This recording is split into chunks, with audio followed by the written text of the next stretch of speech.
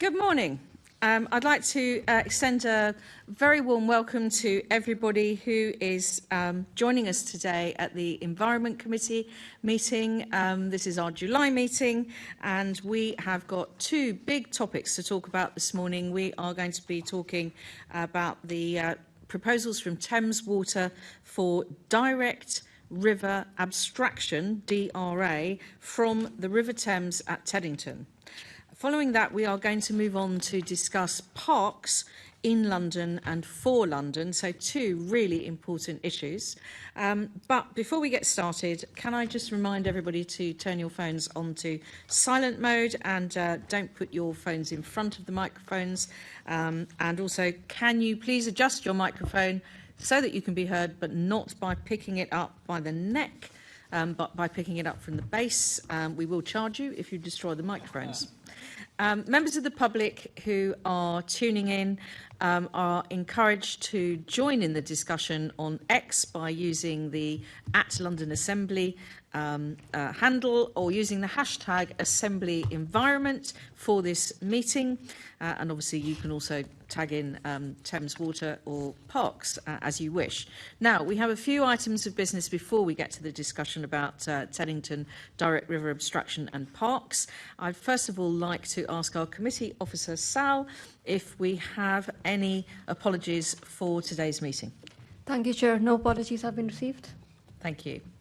I'd now like to move on to item 2 on the agenda, which is declarations of interest. They can be found on pages 1 to 4 of the agenda pack. Can I ask the committee... Oh, you want to make a declaration of interest? I'd like to make two, if I may. Well, I don't know. We'll see what we think. In relation to the Thames Water Direct River Abstraction, I'm the leader of the London Borough of Richmond upon Thames, where the scheme is happening, so I felt I really should get that on the record first and foremost. Can I just... This is just for transparency, though, This is for it? transparency. Not any pecuniary interest. Not pecuniary interest, but for transparency purposes. And secondly, as we're talking about parks in London, I'm a trustee of the Royal Parks Board, so just again for transparency transparency, non-pecuniary. Thank you very much for making those two additional declarations, Assembly Member Roberts. Otherwise, committee, are you minded to note the recommendations set out at item 2? And we've heard already that Assembly Member Roberts has extra declarations. Anyone else? No, in which case we'll move on to item 3, which is the minutes of the last meeting on the 12th of June. Is everyone happy with those minutes? Can we confirm that they are a true record that I can sign? Great. Summary list of actions which are set out at pages 53 to 58. Can I ask the committee to note the completed and ongoing actions from previous meetings? Noted. Thank you. Actions taken under delegated authority, pages 59 to 68. Can I ask the committee to note the recent actions taken by me under delegated authority in consultation with the party group lead members to agree our letters as outlined in the agenda pack, and we've included them as appendices 1 and 2. Is that noted? Noted. Thank you. And we've also had a response from the Mayor of London to our report, London, a Growing City. And can I ask the committee to note the very welcome response from the Mayor of London? Noted. Thank you. Which brings us on to our first item of business. And I'd like to welcome two guests today from Thames Water who are in the chamber to discuss the proposals for a water abstraction scheme at Teddington in West London, which is to be found, as we've just discovered, in the Royal Borough of Richmond upon Thames. I would now like to invite Simon Adams, who is the Programme Director for Strategic Resource Options at Thames Water, and Miles Rawston-Rudd, who is the London Water Recycling Project Development Manager at Thames Water, to present a briefing on the proposed Teddington Direct River Abstraction Scheme, and then we are going to ask questions. So I don't know who wants to start. Is that you, Miles? Oh, sorry, no, it's not. Simon. Thank you, Chair. Yes, if it's okay, I will run through a brief presentation setting out the sort of strategic context for the project, and then Miles will provide more detail on the project specifically. So perhaps if we could put the slides onto the screen. There you go. I think we've got them on some screen. They're now on all the screens. That's great. Thank you. Just for context, this is a picture from 2022, Queen Mother Reservoir. At this point, we were down to about 30% of capacity. This is nothing like the droughts that we are preparing for now. This didn't qualify as a 1 in 200-year drought event, and it is significantly less in terms of scale and magnitude than the 1 in 500-year drought event that we're ultimately guarding against. I just put that for context, and perhaps then we pop to the next slide. With that in mind, there's been a very helpful piece of long-term planning work done by regulators and companies. I'm relatively new to the water sector, and I'm reassured to see that people are taking that long-term perspective. What is very helpful is we're looking ahead 50 years into the future and saying, given the challenges of population growth, climate change, and a need to protect the environment, how much water are we going to need? And the little buckets on the left are somewhat hard to read, but the middle bucket is the one for 2050. And if you look at that, you'll see that we're about 1,000 million litres a day short of where we need to be in 2050. Now, if you compare that to our output at the moment of 2,000 million litres a day, it's a significant shortfall. The drivers for that need are shown in the various shades of blue.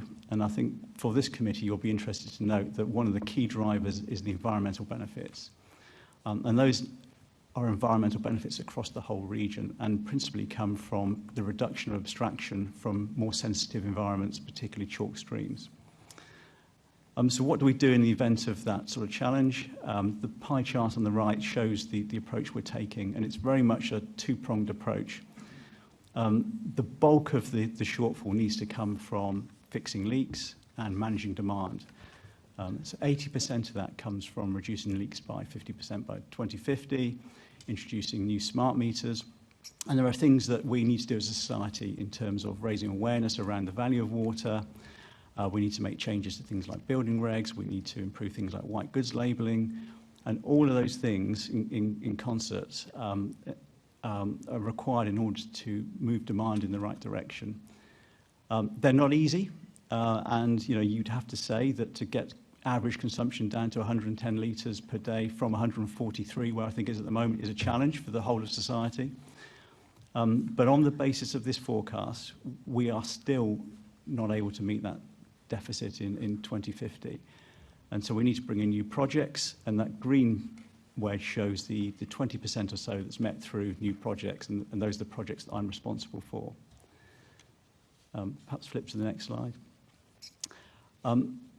The committee previously, in its findings and in its report on the London water crisis, flagged the importance of a reservoir to the west of London. And just to reassure you, this is the computer visualisation of the reservoir south of Oxford that we are progressing at the moment to come online in 2040.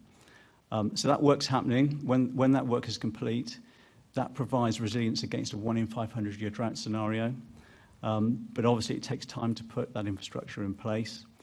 And in the interim, we have some real concerns about the position. So today we're here to talk about Teddington, which is very much the interim solution that provides us with a bit of a sort of stopgap in the short term, but then ultimately is needed in addition to CESRO in order to meet that 1,000 million litres a day shortfall in 2050. And at that point, I'll hand over to Miles, who will talk you through the project in more detail. Yeah, good morning, everybody. I'm Miles Rushton-Rudd, one of the project managers here at Thames Water. This is a vital drought resilience project that can help provide up to 75 million litres of clean drinking water for London every day during a drought. That's enough for roughly 500,000 people every day. The project would work by taking water out of the river at Teddington to top up our reservoirs and keep London in supply. To do that, we'll use an existing piece of infrastructure, which is the Thamesley Tunnel that you can see, the grey or black tunnel that runs already from West London up to our reservoirs in the north. But to protect the environment and protect the river, we need to replace the water that we take. And we plan to do that with recycled water from Mogden Sewage Treatment Works. That would use a tried and tested technology, something called tertiary treatment, that makes sure that that water is ready and safe to return to the river. We move on to the next slide. This one just gives a bit of a geographical sense of how the project ranges from Mogden Sewage Treatment Works in the north down to the river at Teddington in the south. The blue hatched area that you would see on here is our proposed tunnel corridor. We plan to use a tunnel boring machine, which may be familiar to some of you. It's been used on London projects like Crossrail and the Northern Line extension, and even Thames Water's Tideway Tunnel. The tunnel itself would be around 3.5 metres in internal diameter, and it's our way of returning that recycled water to the river. I think a key point to note here is that once this project has been built, for the value it brings of supplying 500,000 people's water during a drought, the permanent infrastructure that we leave behind is very minimal. The majority of our construction work will take place in our existing Mogden Sewage Treatment Works. The blue hatched area that you see is a tunnel, would be underground between 20 and 40 metres in depth. And we'd have some access hatches and an intake and an outfall structure on the river. That would allow people to continue using the river as they do today, whether that's on the Thames Path or the water itself.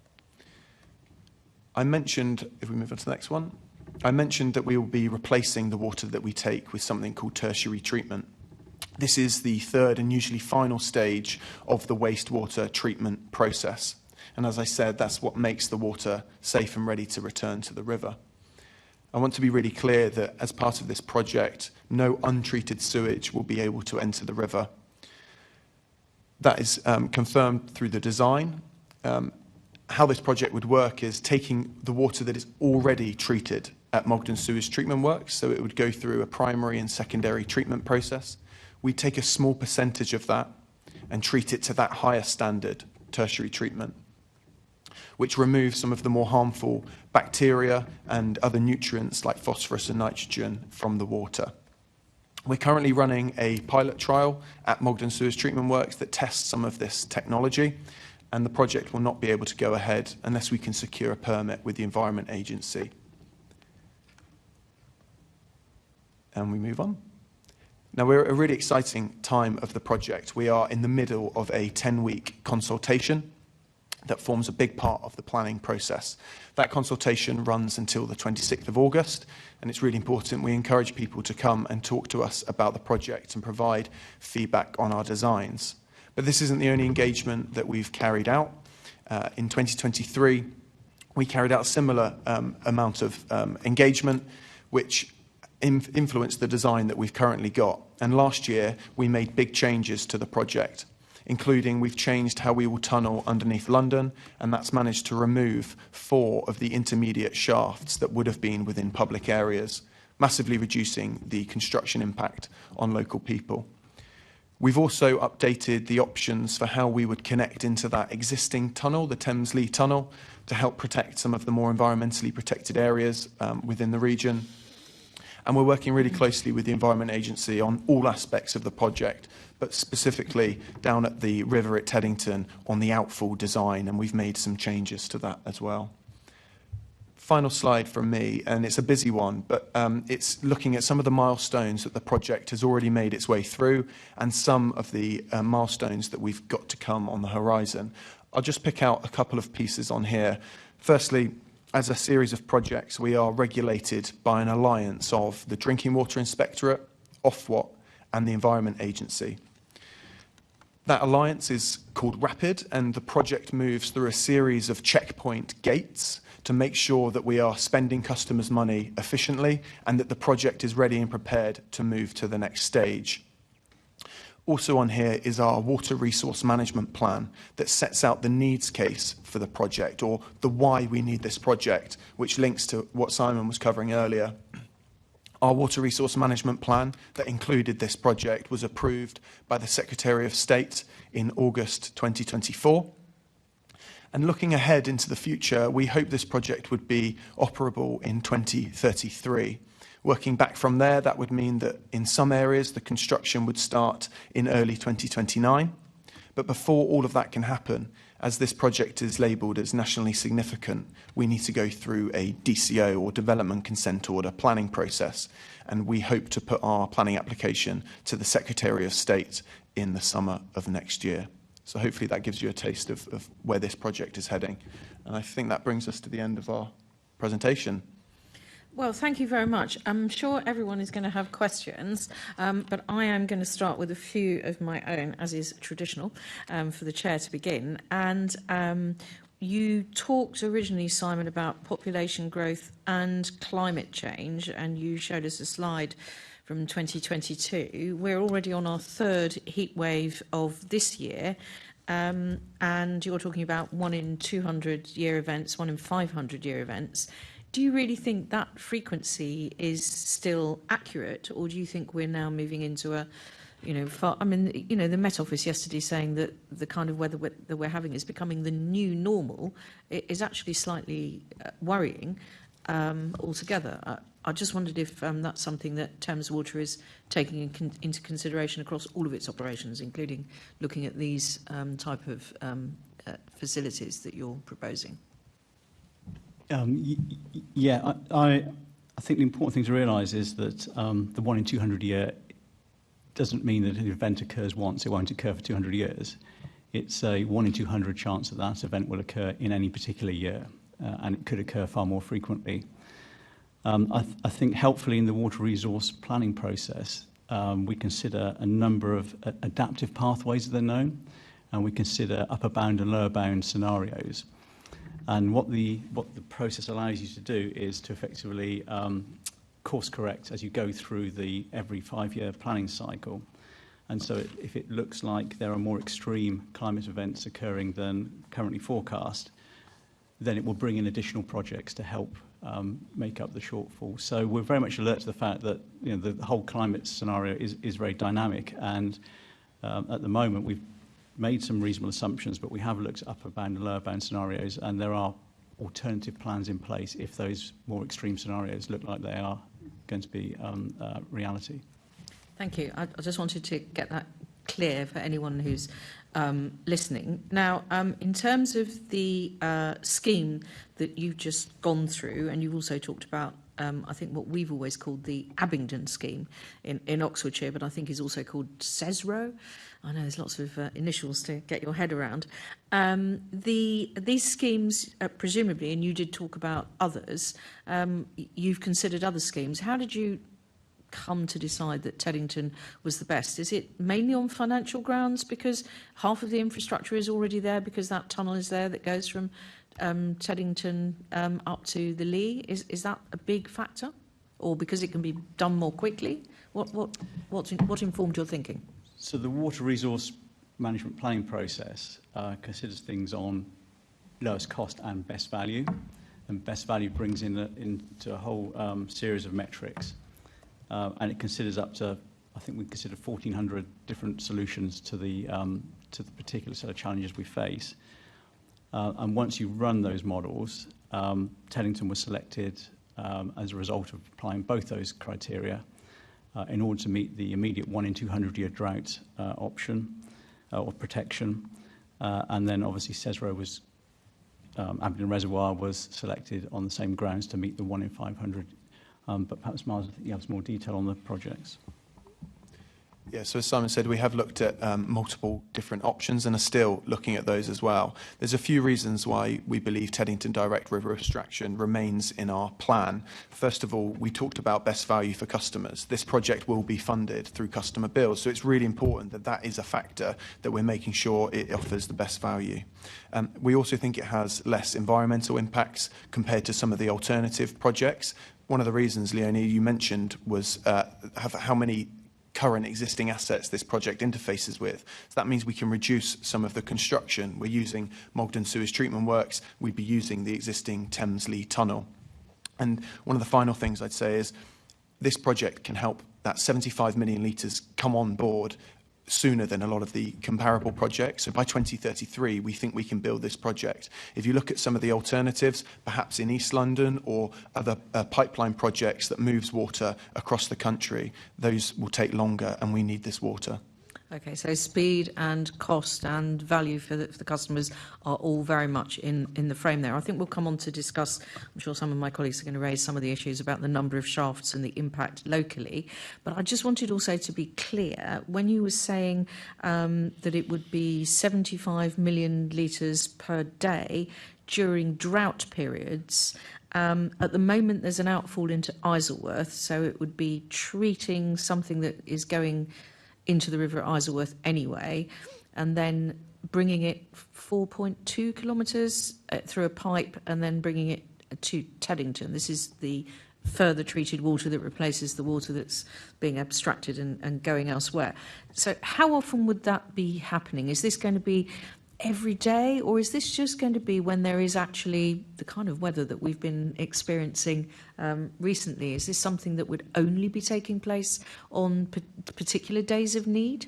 Yeah, it's a really good question. So at the moment in our modelling, we think this is just a drought resilience project, and we anticipate on average that we would use the project every other year for around 3 to 4 months, typically in the latter parts of the summer and early autumn. But it does depend on the weather that we are experiencing, as you mentioned.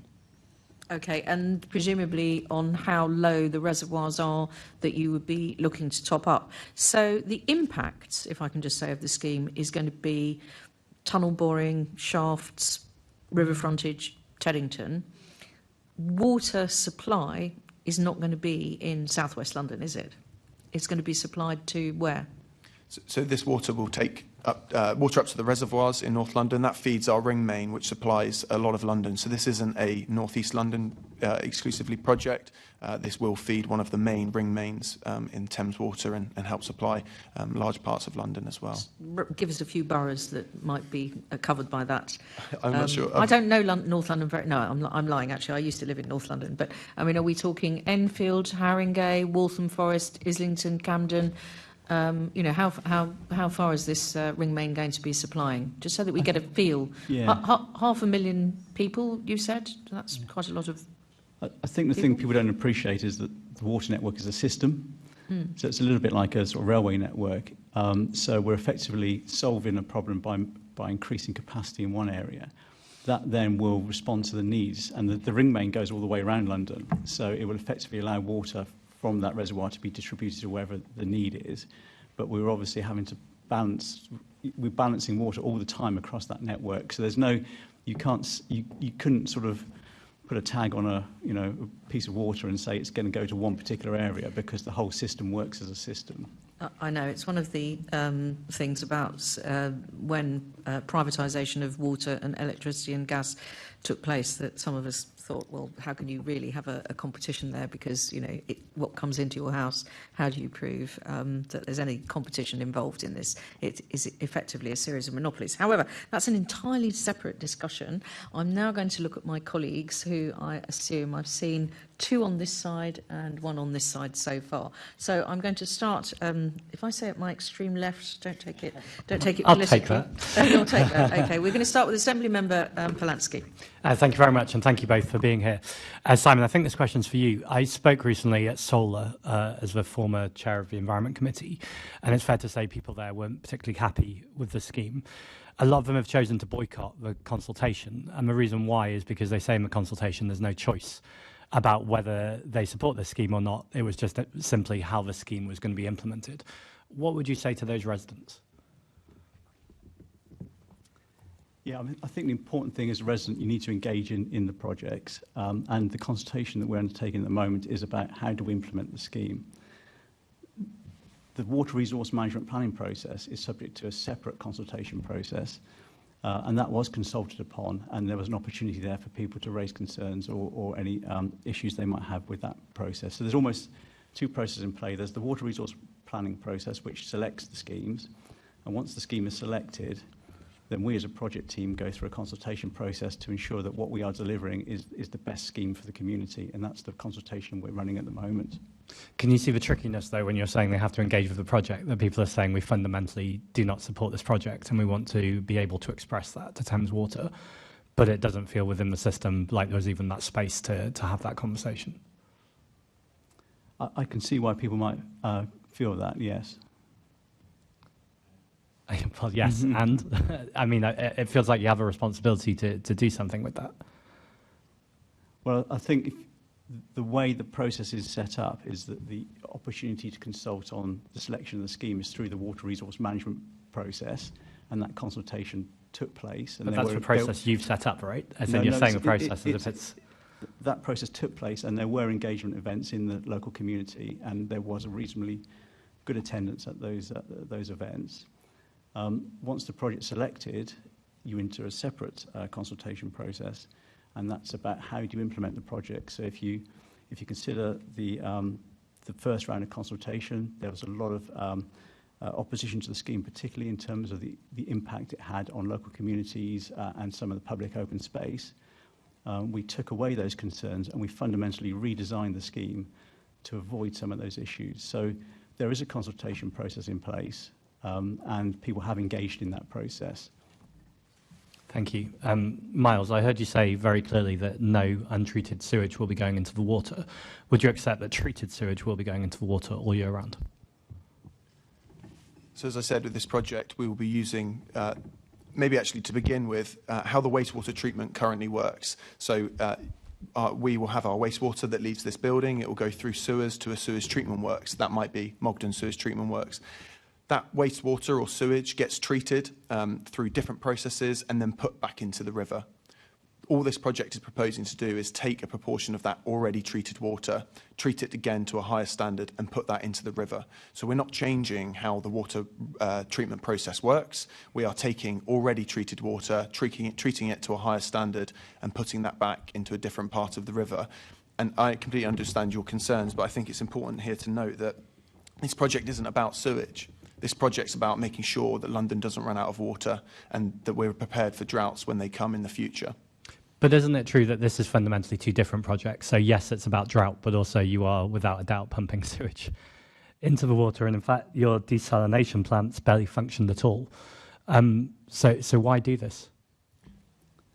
Can I just pick up on the point about pumping sewage? That is fundamentally incorrect. And what I'd like to do, Zach, is invite you down to Mogden and we'll show you the tertiary treatment plant and we'll show you how it operates and we'll prove to you that it is physically impossible for sewage to be pumped into the river. So I'd like to just dispel that myth now. Can I understand that treated sewage is being pumped into the river? We are treating water to a standard that allows it to be put back into the river. It does sound like by semantics. definition, so treated effluent at the moment from Mogden goes into the lower Thames. In order to put it into the river, we have to treat it to an even higher standard, and that is the water that's being used to top up the river in order to allow us to abstract water further upstream to put into the reservoirs. Okay, I don't know how long I've got, and I'm aware the chair might interrupt me. One more question? Flood management. So can I ask, what work are you doing to look at the future of kind of flood resilience, particularly for Thames Barrier? For defences along the Thames that are going upstream of the Thames Barrier, how you're taking that into account with this project? Thames Barrier is a matter for the EA, as far as I'm aware. Right, but in terms of if we need more flood resilience, projects like this are going to be a problem, aren't they?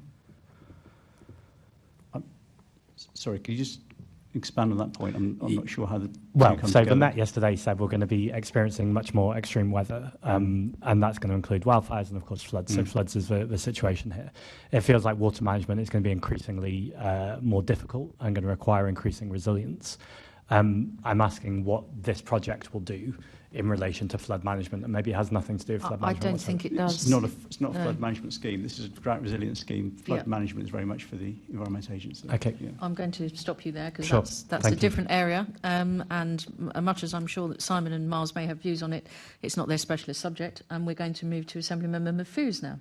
Thank you very much. And thanks. I mean, you've set out clearly the rationale as to why you need to do a project like this, and you've identified why you've put forward this proposal as opposed to the other proposals that were potentially considered. Could you explain why you've ruled out those other proposals? And given that actually we've all talked about climate change, the pace of that quickening, even if you did this project, would you need to be considering some of those other projects that were previously rejected in the future? I think we are considering multiple projects at the moment, so we still have adaptive options to both this project and the reservoir that Simon mentioned earlier as well. So we've got what we call an adaptive pathway, so that if things change, population increases at a greater rate than what we predict, or that we think we have less rainfall than we predict as well, then we can change and move to different schemes, or that projects can come as additional as well. And that's all outlined in the Water Resource Management Plan, and that's a 5-year process. So we've just had our next 5 years signed off by the Secretary of State, but we'll go through this process again, and when it gets to what we will call the Water Resource Management Plan 2029, all of those projects will be reviewed again, and if there's additional water, then yeah, all of those projects will be assessed. Thank you. And I mean, obviously, it's a beautiful part of London. Appreciate myself as somebody who's local, and in an exciting former part of my life, I used to be chair of the West London Waste Authority, so Mogden sewage was part and parcel of that. But you talked very much about that third level tertiary treatment of the sewage. Clearly, that's going to be removing even more particulates and so on, as you referred to earlier. Can you just tell us about, is this a tried and tested method of removing this, these challenging points from the water? Where has it worked elsewhere, and what difference will it make to the water that's going back into the Thames? Yeah, so on the point of being tried and tested, it absolutely is, not only abroad, but actually close to home as well. So Thames Water uses tertiary treatment on some of its wastewater treatment sites. We are still testing the type of technology that we may be using in 2033, and that's why we have the pilot plant that Simon invited Zach down to see. So we're trying out different technologies, and we'll work with the Environment Agency on a permit. To be able to put any water back in the river, we need to secure a permit that says this is the quality of the water that the water needs to be. So we're working through that at the moment. I think even locally we've got there's Bedson Sewage Treatment Works, which isn't too far from Mogden, currently uses this, and we're actually using some of the same technology there as well. So it's tried and tested. And what safe measures do you put into place to ensure that the water is tested regularly? How often do you test it, and how would you be testing it? So there will be sample sites at Mogden itself, so before the water goes into the 4.2 kilometre tunnel. There will also be samples done at the riverside in Teddington as well. And the Environment Agency also carry out sampling of all the Thames Water discharges along the river, and I think they do a monthly sample and spot sampling as well. So this project would be no different to that. It would fall within those permit regulations. And there's a fail-safe within that in terms of if it's breached, that you put an automatic stop on the water leaving, is that right? Yeah, absolutely. But what I would just reiterate is that this project is only taking what's already been treated at Mogden Sewage Treatment Works. So it's not taking untreated water and then putting it through the tertiary treatment process. So it's impossible for any untreated water to go in that tunnel in the first place. So there's a marginal environmental benefit in terms of the water that's currently, there's obviously treated water that's currently going back into the Thames. This would make sure that water is even cleaner than it currently is. Absolutely. So the water that we're currently putting into Isleworth, that will continue. So we won't change the overall operating strategy at Mogden. We will continue to do that. But this project will take some of that water that was due to go out to Isleworth, treat it to that higher standard, and that just goes into a different part of the river. And I appreciate, my final question, I guess, is in terms of I've worked in the area, I know it really, really well. There's lots of organisations, and we've talked about as a committee previously about users who use the river, and you see those on a regular basis, whether it's swimmers, stand-up paddleboarders, and rowers and what have you. What engagement are you doing with those user groups to ensure that they are fully engaged with the consultation? Yeah, so we're doing a lot of work with local swimming groups and also making sure that people can come to some of these events and ask questions and provide feedback on the project. So I just reiterate that point that we've got 2 more in-person events, and between now and the 26th of August. We're also running an online event for people who aren't able to go to those as well. But we have dedicated engagement managers who are based within the community who are there to reach out to those groups. So it's really at the heart of what our plans are. Thank you very much. Could you just give us the date of the online opportunity? some short notice. It's actually tomorrow evening, 7 till 8 p.m. So for people who haven't been able to join during the day, we ran one last week, I think it was. So yeah, they're all recorded. So if people aren't able to join, you can watch that on our website. But as I say, we've got 2 more in-person events as well. That's great. Can I just follow on, before I come to Assemblymember Roberts, on the points that Assemblymember Mahfouz was making about the level of treatment to reduce toxins and bacteria and all the rest of it. Can you also just say something about, this has been raised, I think, several times with many of us, about the temperature of the water that's going to, because it's going through various treatment cycles. Will the water that comes down the 4.2 kilometre pipe that goes into the River Thames be hotter than the river water that it's entering? So in some way it will change the potentially could impact on the biodiversity of the river, the nature that lives in the river just there, on those occasions when this is in use. This is a topic actually that we're working really closely with the Environment Agency on now, and it's one of the reasons why we're looking at a different type of outfall design. So during the consultation, we are showing 2 potential design options. One is what we call a near bank option, and by putting the water further into the river stream, it helps reduce some of the concerns the Environment Agency have on migratory fish, on temperature changes. So we are looking at that. This project will be used in the summer months typically, so the temperature change of the water that we put in would have a less of an effect, but we're still working that through with the Environment Agency. Okay, so you're saying that the water would be warmer anyway because it's the summer, so the fact that there is potentially slightly warmer water coming in, the marginal heat difference between the river itself and the water that's entering is less. It would be less than during the winter months, certainly, but it is still something that we need to try and mitigate, and the scheme is developing to be able to reduce the impact of all these things. And well, mitigate and minimise, I assume. Yep. Yeah, okay, thank you. I just wanted to clarify that point because it has been raised several times. It would be good to know what you actually think the temperature difference is likely to be in degrees. That might be something you can confirm to us afterwards. Thank you. I'm going to bring in Assemblymember Roberts, who I think may have many things to ask. Thank you, Chair. Yeah, I mean, I do have concerns about the idea that a highly localised output would sort of be able to match the existing temperature of the river. That doesn't seem to add up to me, but never mind. You said that this is for Miles. You said that the physical impact on the local area is minimal. But could you tell us more about the outlet site? I mean, you mentioned Bessborough earlier, and I've seen Bessborough site. It looks awful. It's an absolute blight on the area. So can you tell me how big the site at the Teddington Lock is going to be? Yeah, so our current designs at Teddington, you'd have an intake and an outfall down at the river. Exact dimensions, we're still at our early stages of our design, so I don't have that to hand at the moment. But we are approximate for the outfall. I'm not sure. I'll have to come back to you on the exact meters, but it's also within our consultation material that we've launched, so we can find that and come back to you on it. Okay. The only thing I would say is that, particularly with the intake, which is one of those pieces of infrastructure, we're looking at ways of improving it for local people. So we've included options within the consultation material, and we're asking people to feed back on what their thoughts are on potentially some of those designs to make it more appealing to local people. Okay.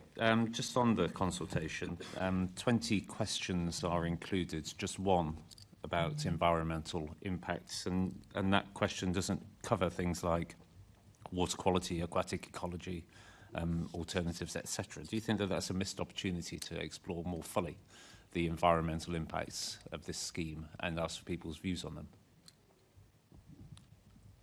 Just before I come on to the environment, you mentioned about the alternatives. As Simon said, we did carry out a consultation on those alternatives.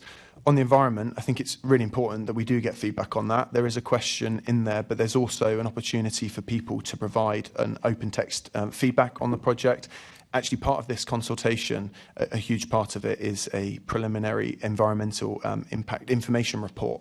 That's a huge document that outlines a lot of different categories of impacts that this project could have on the environment, and that's available for people to read.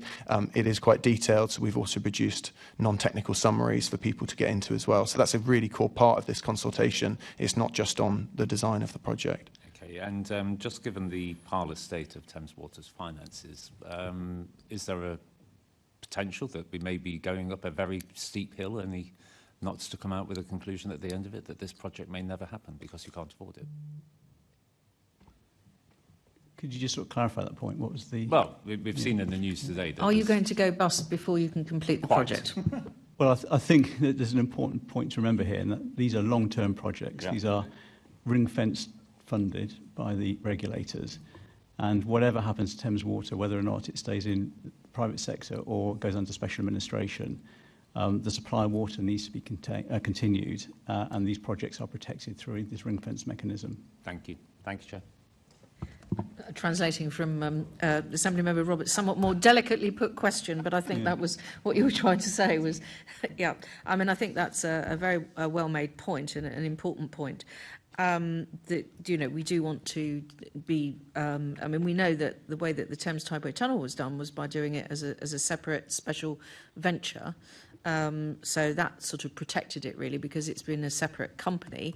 I represent Merton and Wandsworth, so Wandsworth obviously is a very extensively riparian borough, so I've seen a lot of the both the tunnel boring machines, the tunnels, and the activity that has gone into improving the infrastructure above the various points where different tunnels have met and along the riverbank.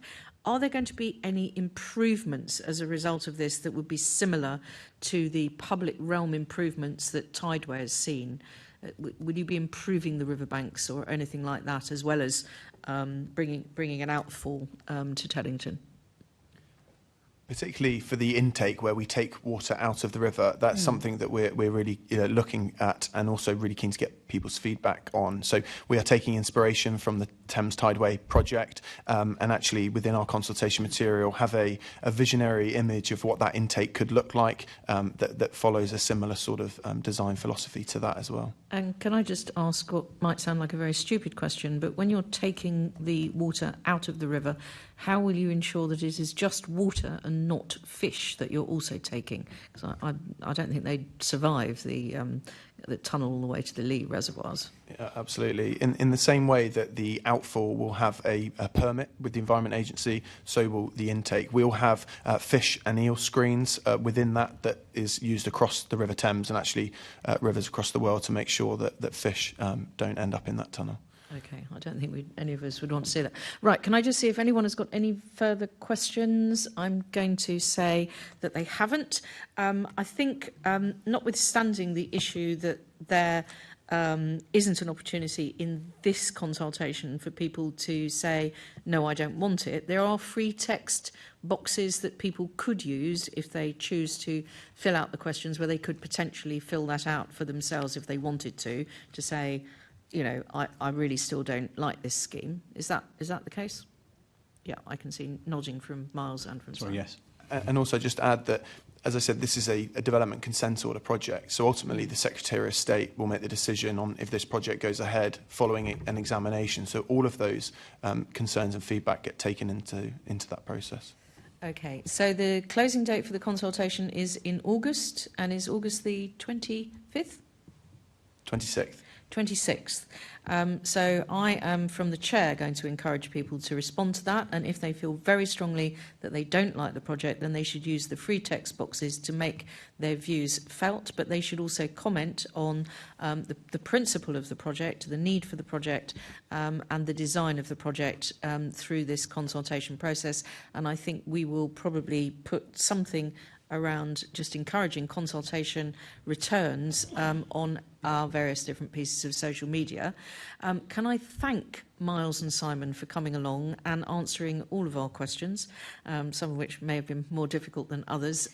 It was very good of you to engage with us, and I hope that we will see you back again, or colleagues back from Thames Water, if we start to move ahead on consultation around CESRO, the Abingdon Oxfordshire-based reservoir. And I would just say to committee members and anyone else who's listening, but particularly to committee, I actually was involved in the Water Resource Management Plan consultations. I actually spent a couple of different days at Reading interfacing with Thames Water and many other colleagues.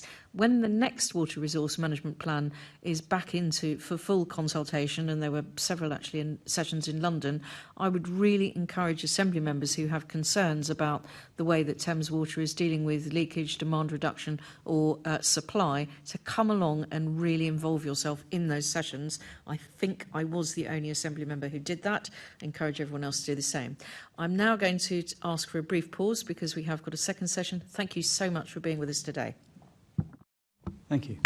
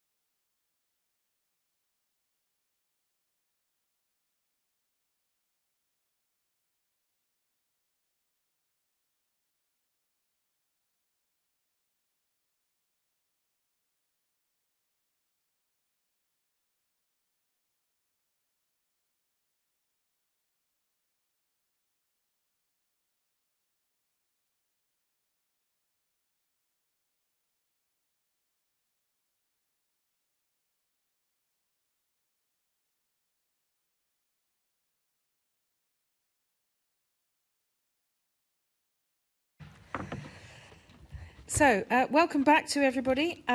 We've just had a very interesting discussion about the Thames Water Teddington Direct River abstraction, and I've thanked our guests for their participation today. Could I just ask the committee to note the report that we received and the discussion that we've just had, and delegate authority to me as the chair in consultation with party group lead members to agree any appropriate outputs from that discussion? Is that agreed? Thank you. Now, we've had our short adjournment, and I'm really pleased to say that we've now been joined by some further excellent guests who are going to illuminate our ongoing focus on nature in London. In particular, this time we've looked at trees and we've looked at the London Local Nature Recovery Strategy and the London Green Infrastructure Framework. We are now going to be talking about parks across London, and we're going to include probably within that other open spaces as well, because I will probably find it almost impossible not to talk about Tooting Common because it's on my doorstep and it is 92 hectares of open space. It's not a park though. And I'd like to welcome the following guests to us. We have Ed Stennard, who is the Executive Director at Parks for London. You're very welcome. We have Ruth Lingwong Holmes, who is Head of Landscape and Public Realm at the London Legacy Development Corporation, otherwise known as the Olympic Park. Either of those will do. We have, I can't see your name, but it's obviously Rochelle Shantakumar, who is the Programme Manager at the London National Park City. And next to Rochelle, we have Mark Cridge, who is the Executive Director at the London National Park City and also the National Park City Foundation, so all the other park cities around the world, who followed in our footsteps, I think it's only fair to say. And last but not least, I'd also like to welcome Andrew Bedford, who is the Assistant Director for Greener, More Active at the London Borough of Islington. So we have a very wide selection of guests who should be able to answer our questions from a series of different perspectives. And as is traditional, we will start with me, and I'm going to start with an open question to all of you. So I'll probably start with Ed and just work down the line. So sorry, Ed, you're going to be the first one. But hopefully this is a good question to start with, which is what are the most exciting and innovative things happening in London's parks and green spaces right now in 2025? Thank you. It's a pleasure to be here. London's enormous, and there's obviously so many really innovative and exciting projects happening across both the London boroughs, but also the independent green space managers that operate and run green space outside of local authority control. We feature quite a few of them in our kind of biennial Good Parts for London report, as well as publishing wider guidance. And product placement is allowed for you. Absolutely. So last year, for instance, we focused on the Maximum Accessibility Playground that Barnet have launched in collaboration with a number of different sort of user groups. That is designing a playground which is designed for maximum accessibility for children and young people with various kind of physical and mental needs. Lewisham have been doing some fantastic work in Beckenham Place Park, looking at the role that parks can have on flood alleviation, but also increasing public access, alongside a lot of the work that kind of Enfield have been doing up at Enfield Chase, restoring the river up there. There's been some quite significant funding being pulled into some of the independent green space managers as well, most notably at Chiswick House and Gardens and the Crystal Palace Park Trust, to again look at restoration, but also new community facilities, as well as kind of planting schemes and increasing access as well. And then two things over in West London as well. There's the new Ealing Regional Park that's been proposed and is being driven forward. But You're only also going to set off Assembly Member Mafuz, who will now talk about it for an hour or so. With pleasure. It's, again, kind of trying to recreate the model of the Olympic Park in the east, but over in the west, linking up a number of different sort of green spaces up along the Brent corridor.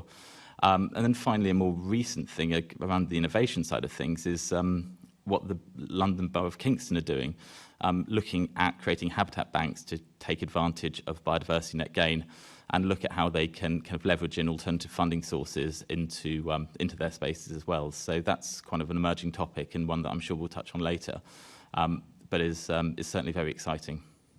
That's really great to hear, and I think you've managed to mention almost all the quadrants of London, so we're not leaving anybody out. I don't know whether Ruth or Andrew want to come in on this one, because it is a sort of more general look. I'm going to come to Rochelle and Mark, I think, next. So exciting and innovative things that the National Park City is aware of across the whole of London.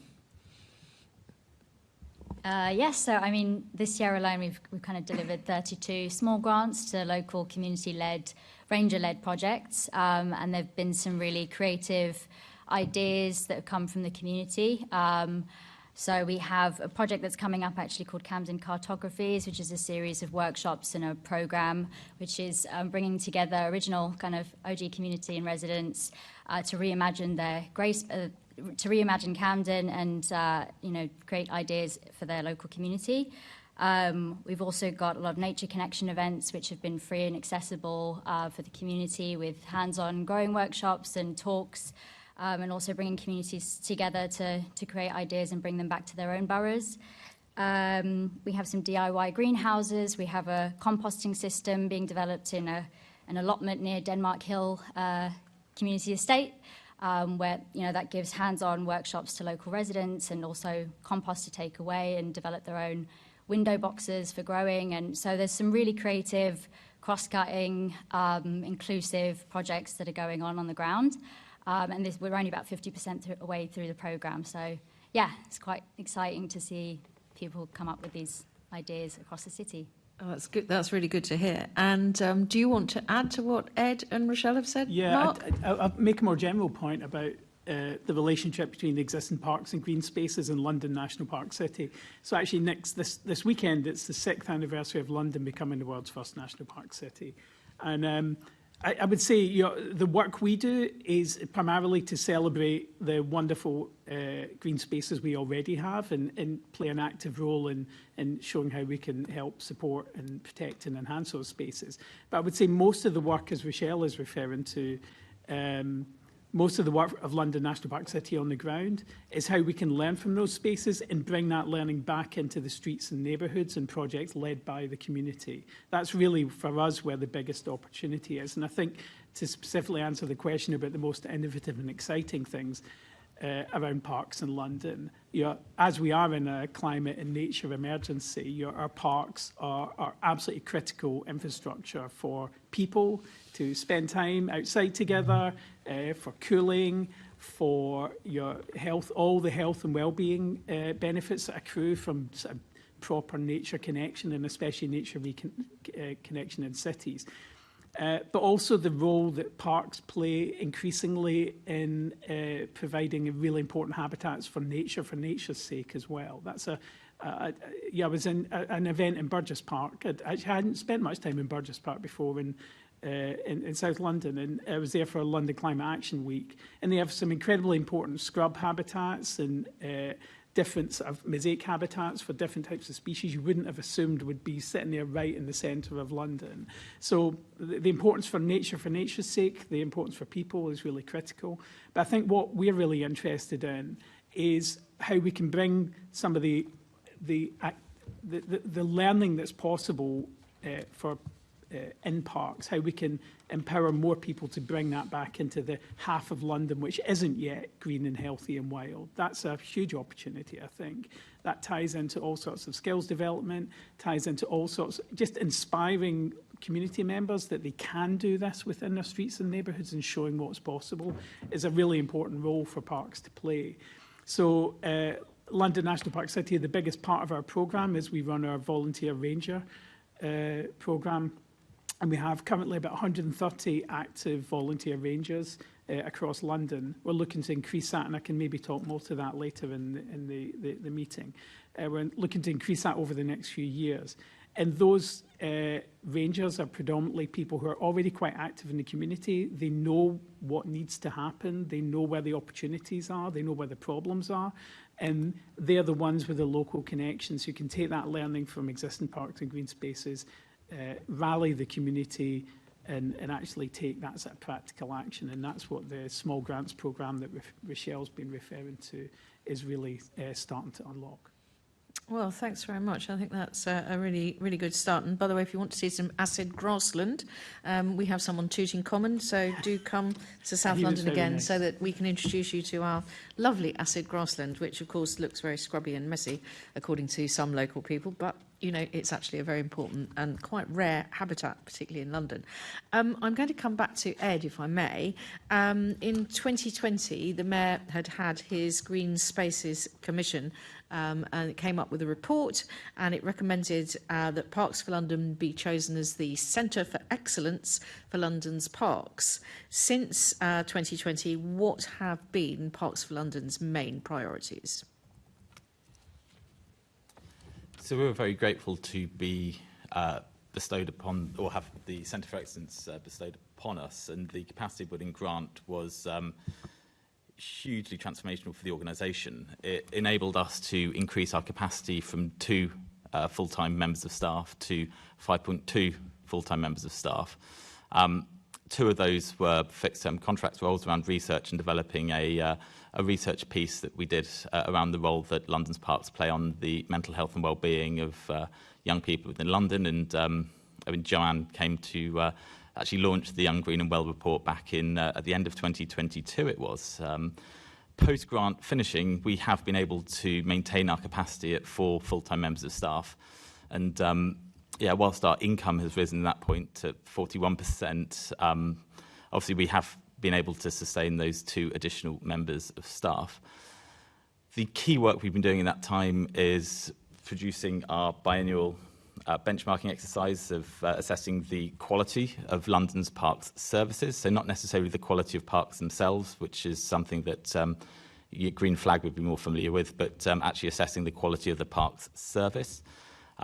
Relaunching our Green Space Quality Manual, updating and relaunching our Integrated Weed Management Reference Guide to support landowners take a more nuanced and promoting non-chemical first approaches to chemical use in the public realm. We've also delivered a London Tree and Woodland Skills Survey report looking at some of the skill shortages facing those involved with tree and woodland management and maintenance. Developing a environmental visual evaluation tool coming out of our Women's Safety Action Group as well to support landowners review and assess perceptions of safety in the public realm through the lens and through the eyes of women and girls. And then continuing to run our business as usual network activities, the Heads of Service Network for the most senior person within the major landowners, but also the London boroughs. We've also launched a Green Space Operations Network as well, looking at better supporting those delivering operationally within parks and green spaces. And then we've launched an independent Green Space Managers Network for all of those organisations managing spaces outside of local authority control, which is a broader, a more diverse range of organisations, and actually includes now the independent park trusts, business improvement districts. We have an NHS Foundation Trust involved as well, other managers of third sector estates and public sector estates, and then a number of small community focus groups who, again, operating and managing spaces under licence from local authorities. So we've been able to hugely broaden our audience. So, I mean, we've actually got a really interesting visit on Thursday with a number of different places that we're going to look at that are being managed by lots of different people. So we're really looking forward to seeing how that impacts in terms of the nature of the organisation. But you talked about a lot of very interesting and very useful information and evaluation and tools and reports and assessments. How do you make sure that you get that out to everybody? You started saying that you were setting up a forum to make sure you bring in these other managers of open spaces. How do you liaise with the GLA and the boroughs on a regular basis? Is that something, presumably not just the occasional visit from Assemblymember McCartney to launch something? Not at all. So we've been operating now for about 20 years. So we started off as a grassroots movement of local authority parks managers who felt the value in saw the value in getting together on a regular basis to foster collaboration, to share, to troubleshoot, and to collectively learn from each other. And again, over those 20 years, we've gone through a number of different kind of iterations. We've been hosted by a nationwide charity looking at parks. We've been kind of linked in with the GLA, and then we've been an independent charity for just over 10 years now. So we've developed huge trust and buy-in with the London boroughs, but also the landowners as well. So although the political structures change, the office structures change, we remain generally consistent with virtually all of the London boroughs. And yeah, through our networks, we touch on the heads of service, the second and tertiary tier contacts with the local authorities, but then also those involved on the independent side of things as well. So it really is that kind of that 20-year history that's built that trust and built that network. That network. Can I be nosy and ask the question about, you talked about the money and how transformative becoming the Centre for Excellence for the GLA. You talked a bit about the increase in staff from 2 to just over 5 and now 4. So how does the money work now? How do you stack together the money to keep the 4 staff? So the majority of our funding comes from voluntary partnership contributions from the London boroughs and other key landowners. So again, in the last year, we brought in 185,000 from partnership contributions, and that's from 28 of the 32 boroughs. That's the Lee Valley Regional Park Authority, Royal Park, City of London, and the LLDC. 15 independent landowners and 3 grounds maintenance contractors. In this year, it's going to cost us about £225,000 to run Parks for London, and so that deficit is again supported by the GLA, who provide a voluntary partnership contribution of £10,000 to us each year, sales of licensed products and services such as our Green Space Quality Manual, and licenses to our Discuss network from organisations who aren't supporters, and then the rest from donations and trust and foundation work. I've just discovered then that you need to be nice to both possibly Ruth and Andrew on the panel, who's the LLDC and Islington may in fact be funding Parks for London. So. They both do, and again we're hugely grateful for their support over the years, as well as everyone else. Hopefully, when we bring them in the questioning, they can tell us that they find the services of Parks for London very helpful. However, I am now going to pass over to one of my colleagues, Assemblymember Roberts, who's going to pick up the questions. Thank you, Chair, and good morning. So this is a general question to all panellists, if they wish to answer. How do the quality of parks differ between different parts of London and the different types of parks? Anybody may choose. Yep. Sorry, it's Ruth Moore Holmes, and sort of speaking from the point of view as I'm Vice Chair of the Royal Parks Guild. I'm also I was one of the Green Space Commissioners for the Mayor back in... Ruth, I'm going to have to ask you if you could... Oh, do I need to go a bit further forward? Yeah, Sorry. Maybe move it by the base a bit closer towards you. Is that because better? You're just a tiny bit quiet. That's much better. Thank you. So I was one of the Green Space Commissioners back in 2020. And so, yes, I would totally say that stuff that Parks for London has been doing is amazing because it does monitor quality across the boroughs. I think it depends on the funding that Parks organisation has. Royal Parks has been doing incredibly well at the moment, and so they have been able to manage their workforce and skills and think about bringing sort of operational staff in-house rather than through contract. They've employed a whole load of new head gardeners so that the horticultural quality is increasing. They've now got a head of horticulture who's come from the RHS. So they have been able to do a lot more in terms of their quality and access, and then also work through the postcode lottery on nature recovery and access to nature. So they're inviting a lot more people in to enjoy the parks and sort of up the quality that way. But being also a Green Flag judge and a London in Bloom judge, I get to see lots of other parks, but they are the ones that have been put forward for an award.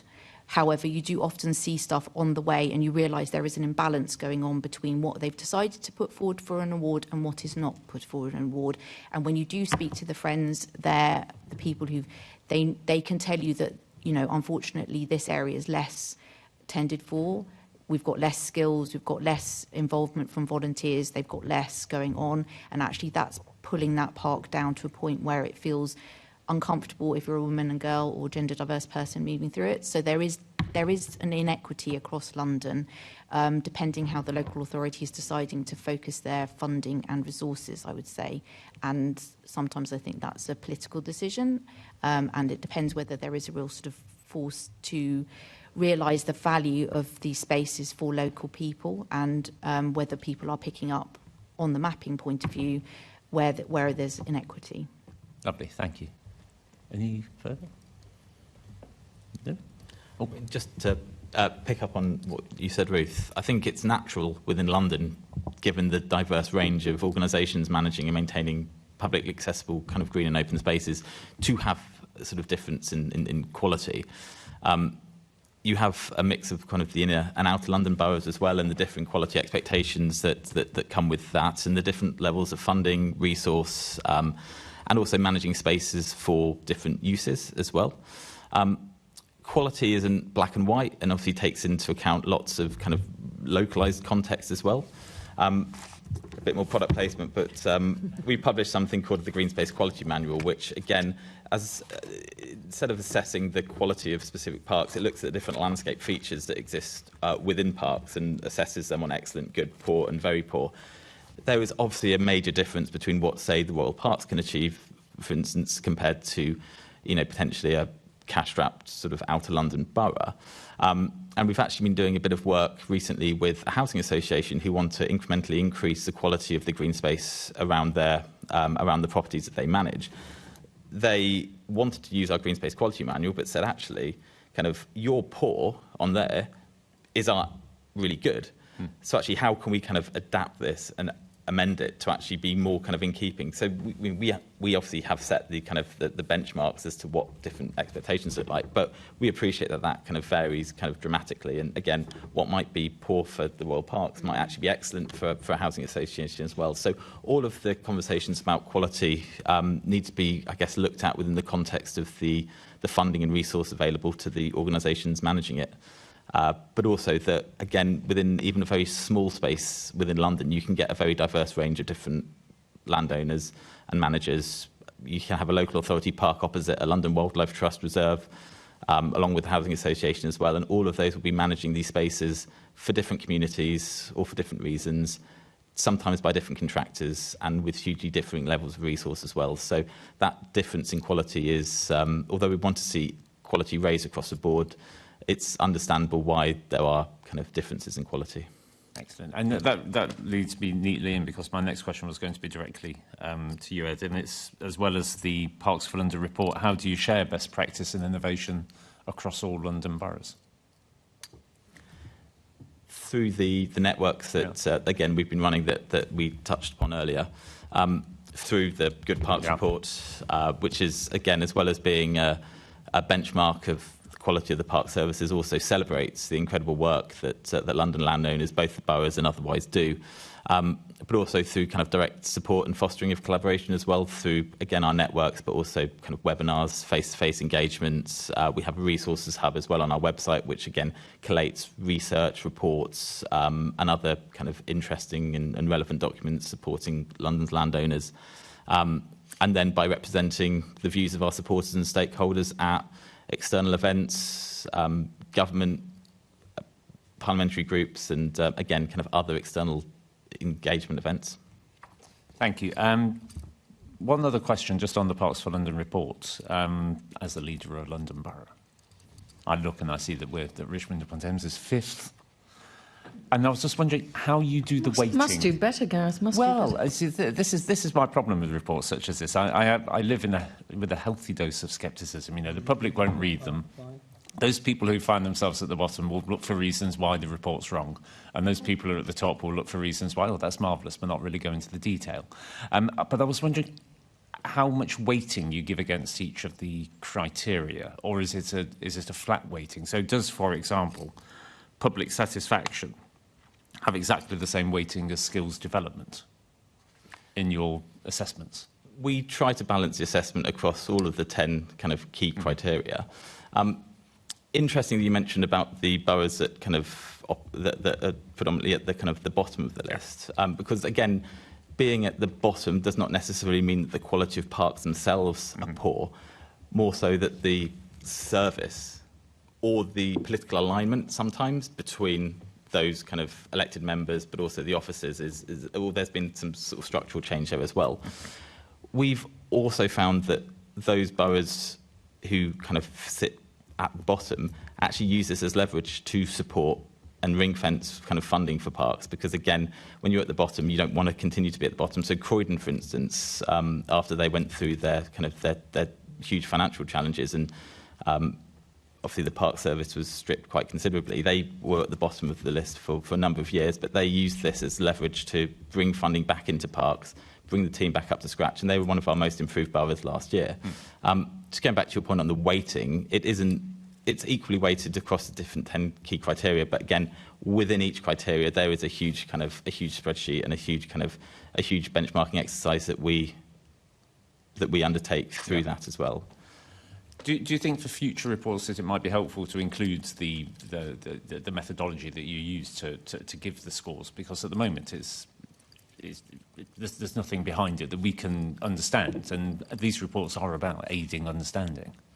We do detailed, and we offer each borough that participates a in-depth session with officers, but also with potential elected members and other representatives from the Park Service if they wish to undertake it, where we can drill down into these specific areas, and we produce much more detailed feedback sheets for those actually who support as well. So whilst we're not going to be publishing the data within the report like this, we do have in-depth feedback sessions with Parks Management to talk about the specific scoring in different areas. And so for Richmond's next year, I would certainly invite you to join that as well. Absolutely. Thank you. I mean, I just feel that even if it's not in the report, if it's available somewhere online, then for those who are nosy enough to want to look for it, that will be useful. It's just a suggestion. Thank you. It's, again, it's not the sort of thing we publish publicly, but again, more than happy to go into any specific details on any of the scoring or the areas, again, with representatives from the borough and Parks Management where appropriate.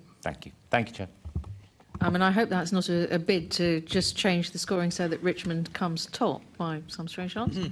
Richmond is top in my view anyway, Chair. I had a feeling that you might say that, and there may be some people on this committee who disagree with you, because clearly Merton and Wandsworth are much better than Richmond. Anyway, that's a whole different topic. I'm going to move to Assemblymember Turrell, who's going to pick up the questioning. Thank you, Chair, and I'm obliged to point out that Bromley is London's greenest borough. So starting putting this to Ruth and Andrew in that order. As Parks Manager, could you give us some details about how you ensure that your parks are well maintained? If we could start with Ruth, please. So I'm not actually the Park Service Manager. I sit in the development team in the LLDC, but I support our Park Service Manager by helping write the reports, the park management plan, reviewing the briefs about stuff that goes on in the parks. We also had identified that we had a massive skill shortage in our contractor, ID Verdi, who manage and look after the park. So we set up what was Future Gardeners. We've had 2 cohorts of trainees who do a level 1 in the park and associated across London. And we've now got the Green Gardening Skills East programme now working with Groundwork London that's then linked with the Green Skills Hub in London. But that's really about getting the right people locally into the park to manage and maintain the park to high quality. Where we found that we've had a dip in people's skills and understanding about how to operate within a park, that's when we've seen that quality has dipped, and so therefore we've had to take action fairly swiftly to try and make sure that that happens well. We need a really good dialogue because we work with a contractor rather than in-house staff, so that needs to build up a great deal of trust and understanding and making sure our contract works really well for us. And sometimes we realise that those things don't work so well, and it's whether we can kind of negotiate and discuss how we make those things better.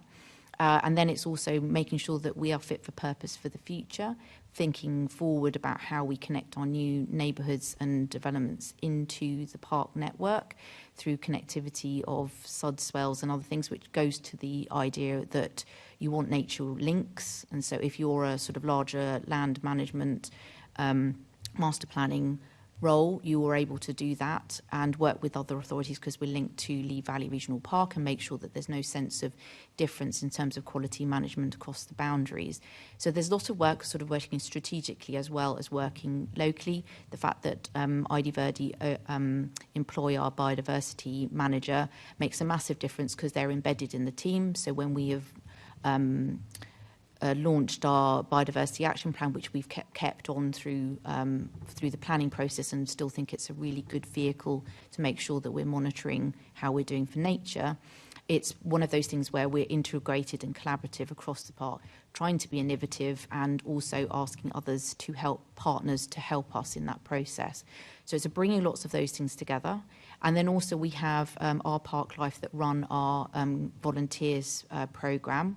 They do a lot of walks and talks. They also help out when we have major events on at the stadium, which also has a massive impact on how the park is managed and how the quality works.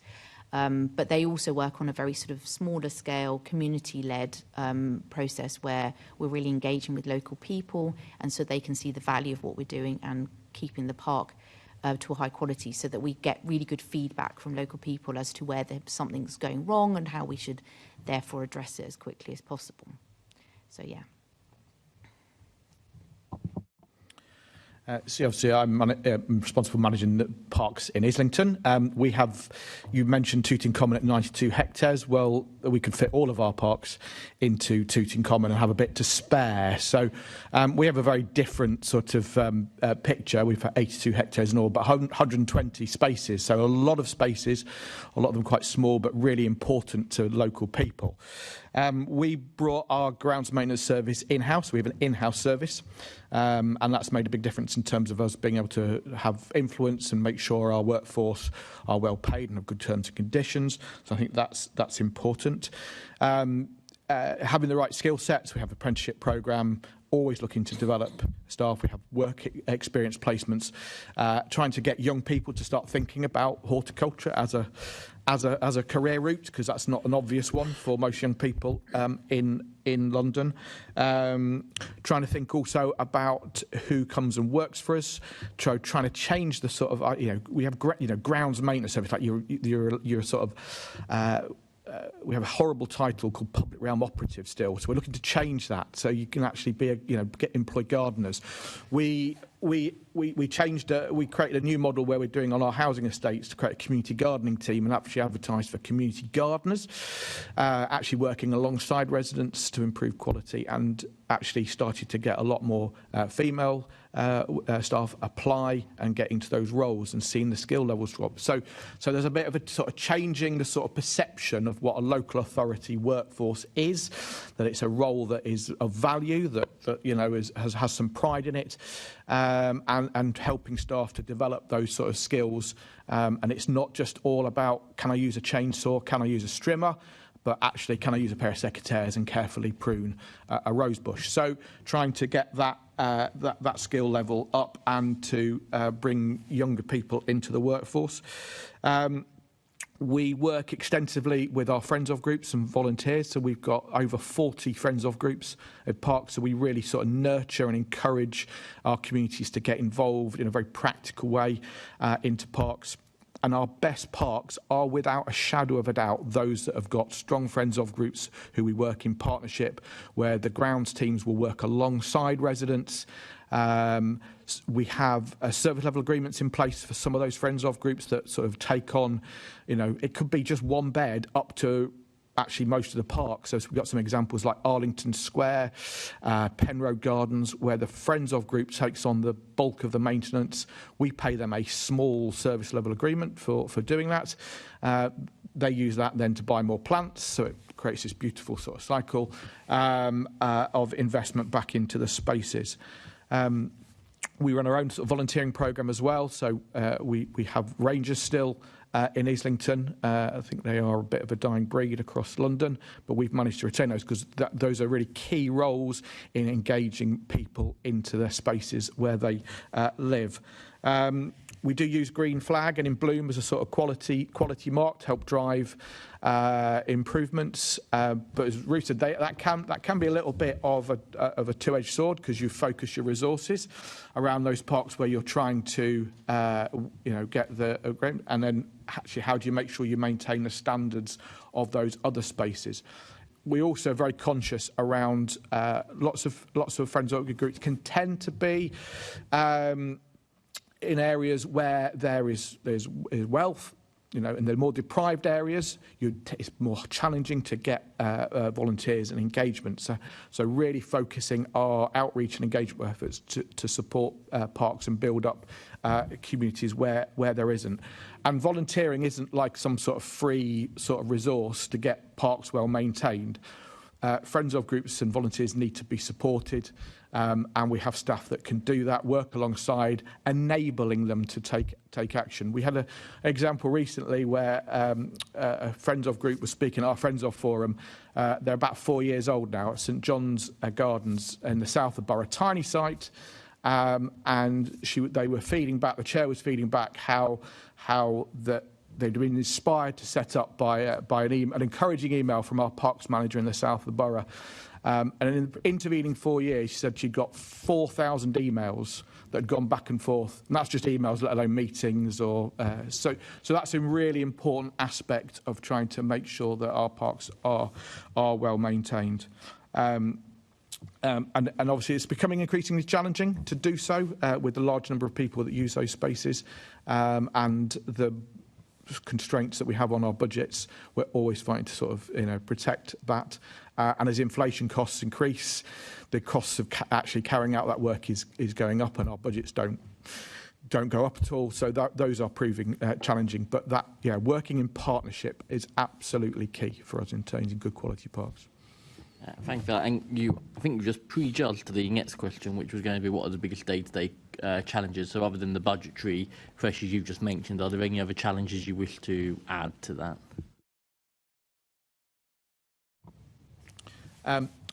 So levels of use, conflict of use, particularly in a borough like ours where we've got small spaces, you can't spread that use out in a big park. So seeing conflict between different types of users that want to use space in different ways and trying to accommodate that. Pressure of use, just intensity of use, particularly so compaction of ground. So actually so much more now needs to be thought about in terms of how do you look after the soils and the lawns.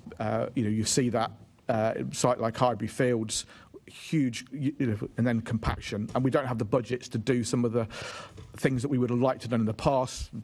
Decompaction works, so those are real challenges. We're seeing increasing amounts of antisocial behaviour in our parks as society's issues tend to sort of manifest themselves into parks because parks are spaces for everyone, they're easily accessible. So trying to manage some of those ASB issues, so rough sleeping, homeless and drug use.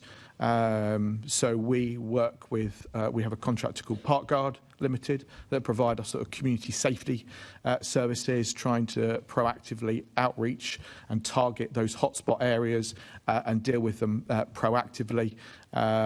So yeah, those and obviously funding, as you know, and the sort of skills are the key areas that I think are the big challenges at the moment.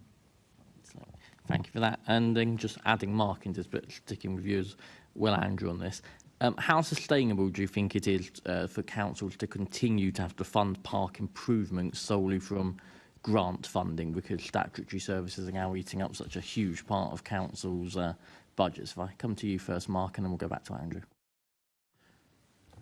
I think I actually wanted to make a general point, actually, picked up a couple of times about the role of trust and trusting local communities. And one of the most effective ways that especially local authorities who are responsible for this provision can potentially increase capacity is to develop that culture of trust, that the community know what's needed and are willing to get involved. But there are often many barriers stopping them getting involved. One of which is the flip side of that is a worry that if we take this on, we're suddenly going to have all the responsibility, all the cost, and we're going to need to do this for 20 or 30 years.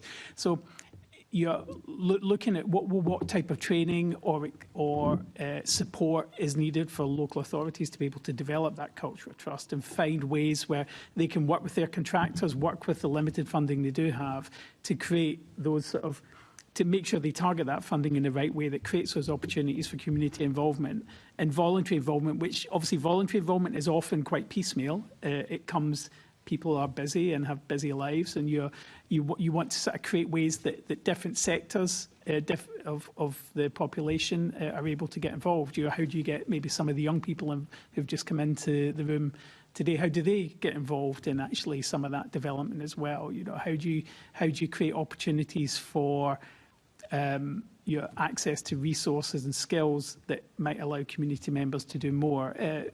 Our chair, Navdeep Dale, who I believe has spoken at this committee a couple of times, he's very involved with Heston Community Garden and Heston Action Group. And a lot of their involvement starts from litter picking or different ways and sort of just caring about their local space, and the support they get from the local council to remove the litter they pick is an important sort of gateway into kind of further engagement. And actually, when they set up the Heston Community Garden, it was an abandoned sports field, lots of drug paraphernalia, lots of rubbish and so on. It took a long time for the council to get to the point where they trusted that group to kind of take it on. Now it's a thriving community garden. It's a nursery for orchard trees. They're taking a lot of the trees that they plant in the garden and then bringing them out into the to a lot of the avenues in Hounslow don't have trees on them. So it's actually taking those saplings and nurturing them, then getting the community involved in planting those trees and sort of. Is re-avenuing a word? I'm not sure, but I'm sure there's a better phrase for it. So it's that role of trust to sort of open up more capacity is a really important muscle to learn to flex, I guess, for councils.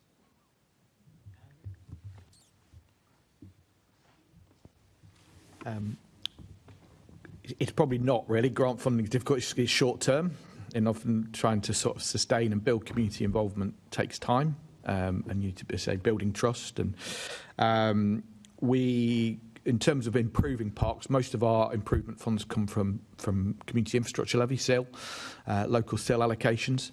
That has been a major source of funding for improvements and has helped us to overcome a sort of shortage of revenue in terms of maintenance, because if we can deliver capital improvements, then we can create parks that are easier to maintain and have got a longer life on the assets within them. But obviously, as development's dropping off, we're seeing a drop-off in SIL contributions. So we're starting to see a bit of a slowdown in terms of that investment, which is then going to place more pressure on the revenue.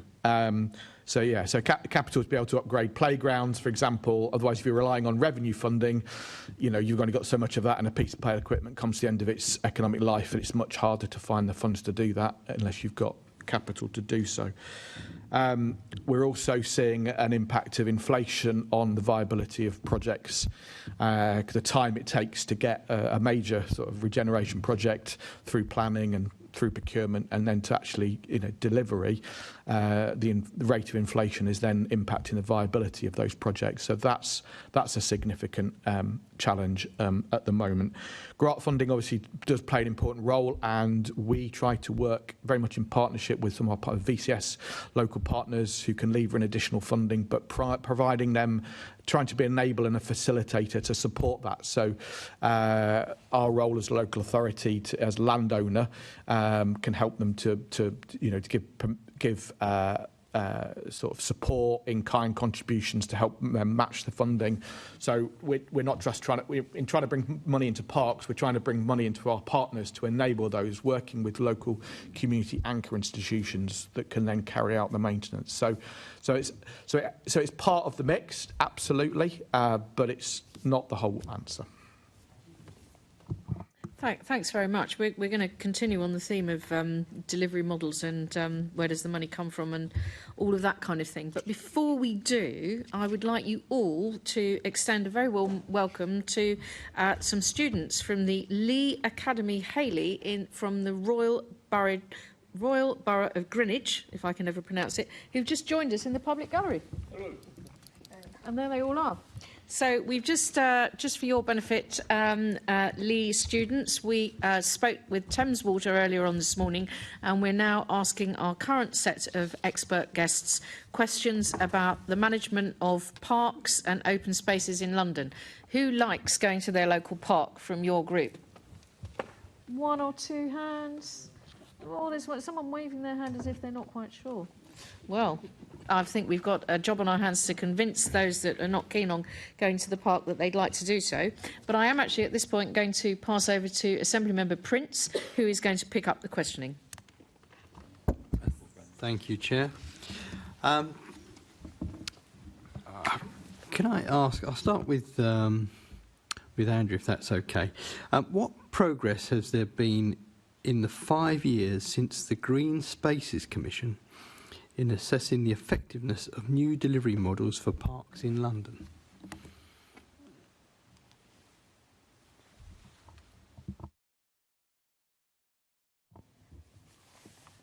So London, I think, in terms of delivery models, it's still very much authority-led and managed maintained parks. Obviously, if you look around the country, there are many more examples of trusts and where in like Newcastle, where they've created, moved their trusts into management. That's not really happened in London. It's more like, is it managed in-house or is it managed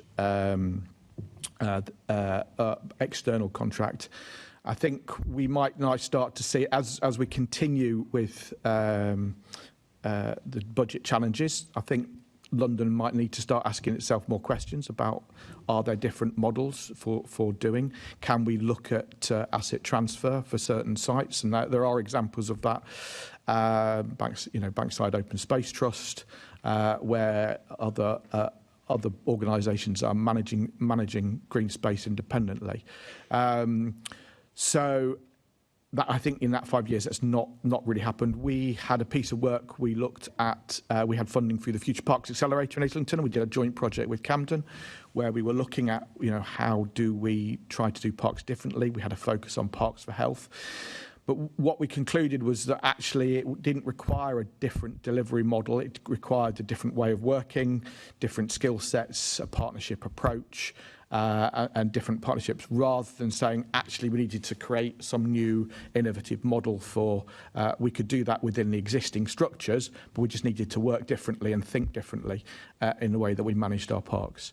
So I think, my experience, it's not really happened in London yet in terms of different delivery models, but I think it might need to start be thought about more. There's been obviously some tri-borough and bi-borough joint partnerships, and they're still happening. I think we'll start to see more of that going forward. Thank you. Ruth, did you want to comment on that? I was just debating because there's a lot of things about green space and parks which are authority-led, but there's also other managers of space in King's Cross and others, BIDS, who are managing and maintaining a sort of different model in London. And I think we were also talking, I think the earlier question from Assemblymember Roberts was about that sort of network and sharing the information. A lot of the stuff that comes out of Parks from London is about bringing those people together who are managing, sharing information and making sure that we are working better in terms of getting the right resources in place, the right skills and the right funding across all these different sectors and things. But people don't really notice the difference between working from a bit what we call public realm, walking into a park and then going on to a train station. All of those things are connected. And I think we've been working quite well on trying to find innovative ways of funding. And Andrew mentioned the planning system. That clearly is a massive issue. If you've got a lot of new development that is, they will have open space that they have to provide as part of the development, but often they're relying on parks and other spaces for what they're doing. And I think there's been some useful and interesting ideas where capital money has not been negotiated, but actually revenue money is being negotiated, and that might be even in a long-term relationship with that developer and that landowner to then deliver the quality of the space that we want. I also sit on the MHCLG Parks Working Group, and so it's a countrywide issue about the quality of and delivering quality spaces. A lot of the comments were that London's actually doing quite well, so that was a good thing. But there are sort of inequalities which we see here, and I think that planning funding is really, really interesting because there are a couple of models there that I don't think have been properly explored, and I'm hoping with the new London plan there will be something coming out where that can be sort of where planners have enough skills to understand that negotiation and discussion that they can have with the developer that then can secure something for the long term. Because often we see really poorly written management plans which interlink with the park, which actually possibly the local authority would be in a better place to deliver it if they had the funding, which actually the developer might go, actually that's absolutely fine, we would prefer the money to go that direction in perpetuity, but there's less examples of how that's being done well. So yes, I think that's a real opportunity space that we could be in for parks and open spaces. Thank you. I think I will come to other members in a minute, but I think you make a couple of very interesting points, actually. The point you made about capital versus revenue. In my ward, I've got a lovely park, and one of my residents is always in touch with me, quite rightly, because the authority and other organisations are forever putting new trees into the park, but nobody's watering them. And the poor chap has to go with his watering can every day to water the new trees, and if he doesn't, they don't survive. And there seems to be no, what I would call, maintenance budget to make sure the trees survive over the first few months of their existence. The even bigger and relevant point that you made is really in relation to what's now called social value. The government have put in the fact that they, certainly when it comes to government contracts, the companies bidding for contracts have to put a social value into their bid. And this is something that could also be used with developers and other providers when it comes to local government, although it's not legally mandatory at the moment. And what we know is that very few councils actually have a social value strategy. So what's happening is that the companies are offering the social value that they want, but that's not necessarily the social value that the council needs. And quite easily, a council could put the things like you've suggested into their social value requirement or strategy, so that every time a developer, for instance, develops an area, there's money in there, revenue money, which is really important for the park. So great answer. Ed, can I come to you? Yeah, there's been some really some fascinating things raised already. I think one of the things on the community infrastructure and neighbourhood community infrastructure is the Home Builders Federation did a recent report in the amounts of unspent SIL funding which is being held within local authorities across the country, and some of it's quite staggering. And so their next step is to work out what are the barriers to driving forward and actually spending this the community infrastructure levy within local authorities. And again, I'm not going to name and shame, there are a few London boroughs who appear fairly high up in the list of organisations with significant unspent SIL, which could be being used for much greater purpose. And again, we were set up obviously 20 years ago to originally help break down the barriers that exist between the different boroughs, but increasingly now it's also about how to break down the barriers that exist within boroughs. And obviously parks do not just work within isolation, park services don't work in isolation. It touches on so many different areas, including planning, regeneration, community, and so on. So again, I think when you look at the funding that's coming into parks, you're looking at the models for management and maintenance. It isn't just purely a parks department issue. It's much broader within the local authority, and it needs a holistic view on the role and the value that parks play, like the work that Islington were doing on trying to integrate more health and drive in sort of alternative sources of funding through public health into parks. And again, I agree with Andrew and my fellow panellists that again, I don't think the opportunities have been kind of fully realised, but I think that the pressures on service and budget are getting to such an extreme level that we can't really continue like this without significant look on this, and actually working with partners like the GLA to look at, again, what can be done as London Strategic Authority at a pan-London level to help look at, again, new delivery models, but also new finance and funding models. Tapping into some of the emerging areas around sort of green finance, green bonds, Again, the work that Islington have been doing on developing a scalable impact framework for urban greening that could, again, incentivise more funding from corporates and other financial institutions when you're looking at delivering a kind of environmental or social return just as much as a financial one as well. So there's a lot of emerging themes here. We haven't quite capitalised on them as a city yet, but and also, as I touched on earlier, the emergence of biodiversity net gain, and again, how London boroughs and other landowners look at how they can maximise those opportunities that exist by creating habitat banks, and again, getting developer contributions through biodiversity net gain credits that, again, could support the management and maintenance of certain spaces. It doesn't feel like it's going to be necessarily the kind of the silver bullet that's going to solve immediately all the funding crises facing local authorities, but it may have some certain impacts in specific areas. Oh, well, thank you. Yeah, Mark, can I, before I'll bring you in immediately, Mark, I was going to ask the next question, but you've pretty much answered it, but I'll be interested in Mark's and Rochelle's thoughts on.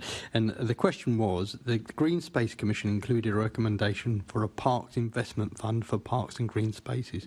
What's the latest thinking about most promising sources of fundings for parks? I think we've probably heard a lot of that has been answered, but please, if Mark and Rochelle, I'll start with Mark, want to add to that, and then if anyone else has any more to add, I'll be grateful. Yeah, just like to make a small point in the example you raised about the tree planting. So, fantastic organisation. I'm sure you've spoken to, Trees for Cities. You know, they have a very simple model. You know, when they put in new trees, there'll be a 3-year programme of sort of maintenance. You're making sure the tree's properly staked out, it's watered, it's taken care of. You know, so I think in general the solutions are there. They're not necessarily implemented. There's no reason any local authority couldn't adopt a similar model to the Trees for Cities approach, because of course it's a false economy to not do that, because if you plant a tree and it's dead, what's the point, really, you know? So I think you'll find that across the board there's a lot of solved problems, really good solutions out there that need to and could be taken up by more local authorities, more landowners, with contributions from the communities, sometimes entirely delivered by the local authority or their partners. So I think there's some real positives there, but it's how you create that culture of taking those ideas and actually getting them implemented. That's a really important task, I think, for all of us to consider how we improve upon. Well, maybe we can link up after and I can take some advice. Rochelle? Well, I'll have you first, Rochelle, because you haven't spoken for a while. No, I mean, I agree that there is a gap in the ongoing maintenance and care of the projects and spaces, but I guess the grants programme is a good start in where you have that very early buy-in and genuine co-design with local communities. You're kind of increasing the social value of these spaces and then hopefully building this culture of intergenerational care for those spaces. But there is still a gap, obviously. But yeah, that's one way of, coming towards that, I think. I don't think it was you, Rochelle, that made them leave, I have to say. If we just hold on a second, we'll let them move out.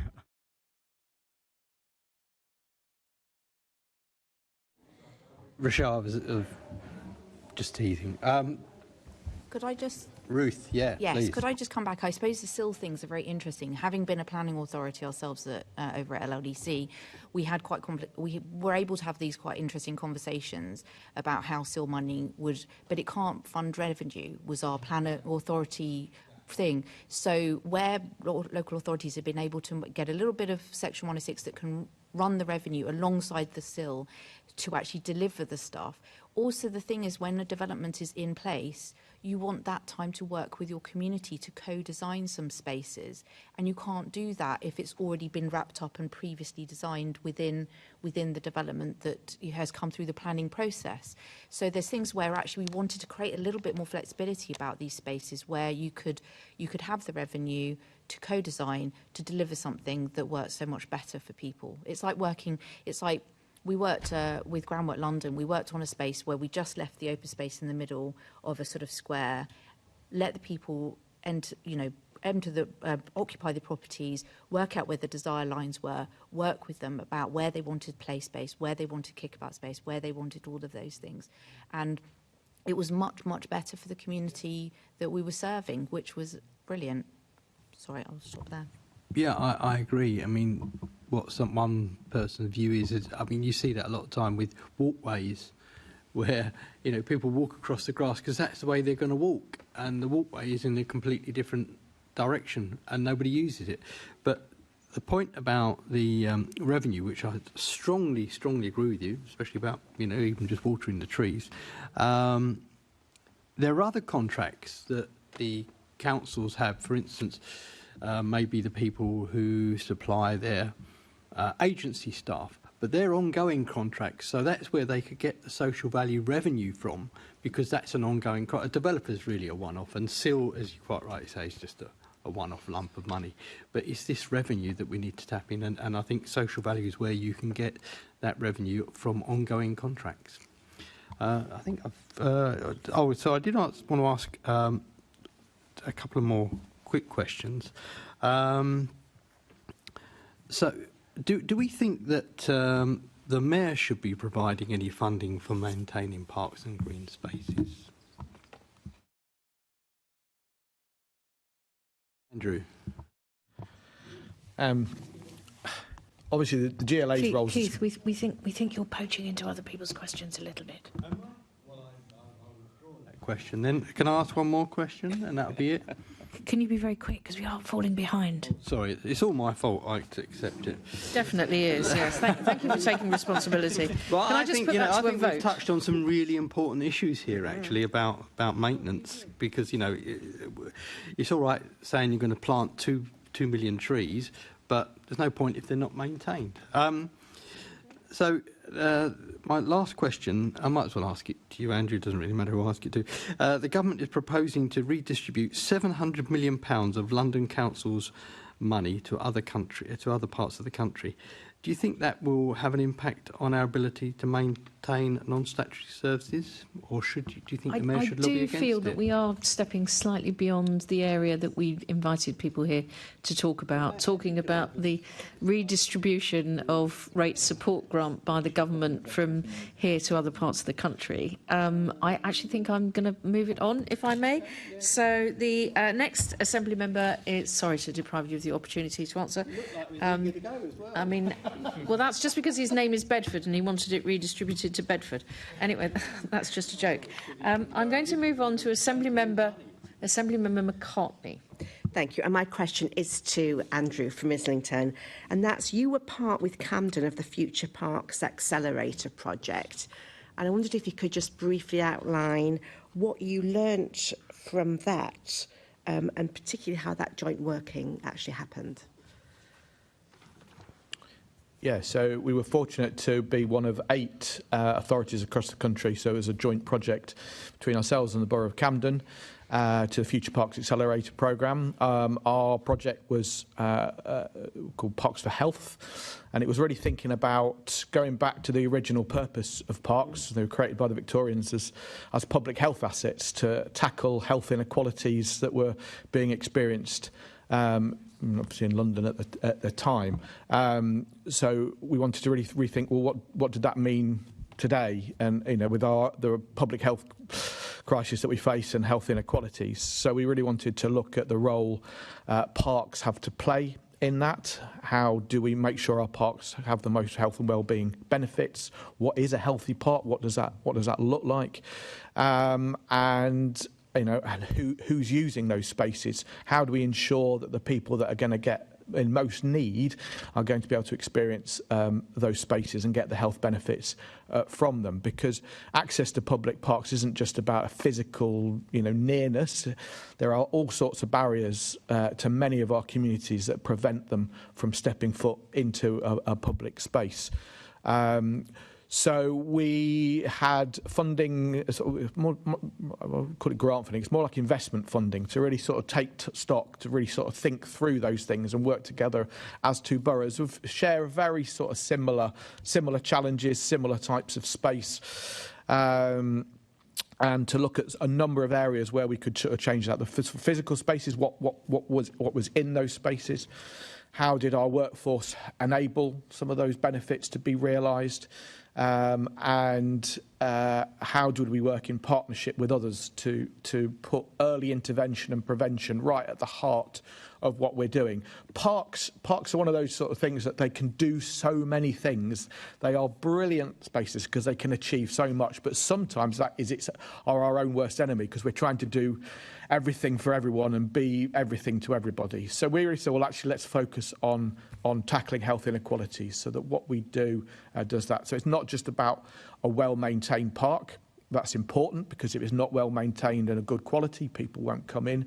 But how are they used and who is using them? So we did a partnership with Public Health. We had a shared public health team with Camden at the time. So collaborated with them around what were public health looking for in terms of outcomes, working with the integrated care partnerships and GPs. We looked at social prescribing as a pathway, and we have developed a sort of green social prescribing programme. So looking at what gives confidence for link workers and GPs to refer people into activities in parks, so create a different pathway for different people to get involved. And we've started to see a real change in the sort of demographics, the type of people that are coming in to take part in parks activities. Creating partnerships both internal with the council around health. So we have a brilliant collaboration now with our Bright Start early years teams, where the importance of outdoor play and learning for children under 5 and part of their development really came into play. So they now run programmes in our parks. Our parks have become venues for others to be able to use and to deliver activities. That could be council, parts of the council, other local VCS organisations. We've got Healthy Generations that run programmes of health-related activities in parks, dementia-friendly walks, social events. So we work with Age UK to do intergenerational seasonal events. So they're targeting their clients, their vulnerable users to come into parks to break down those barriers. Older people particularly find parks can be quite an unsafe place, but obviously they're the people that are going to benefit most of them come in that social contact with nature, the health and mental well-being, as well as that physical connection. So we really thought about how our staff worked, our rangers and the outreach work we do, how do we target at the right sort of communities. So I give sort of some practical examples of that. So we're doing a sort of rewilding project at Whittington Park in the north of our borough.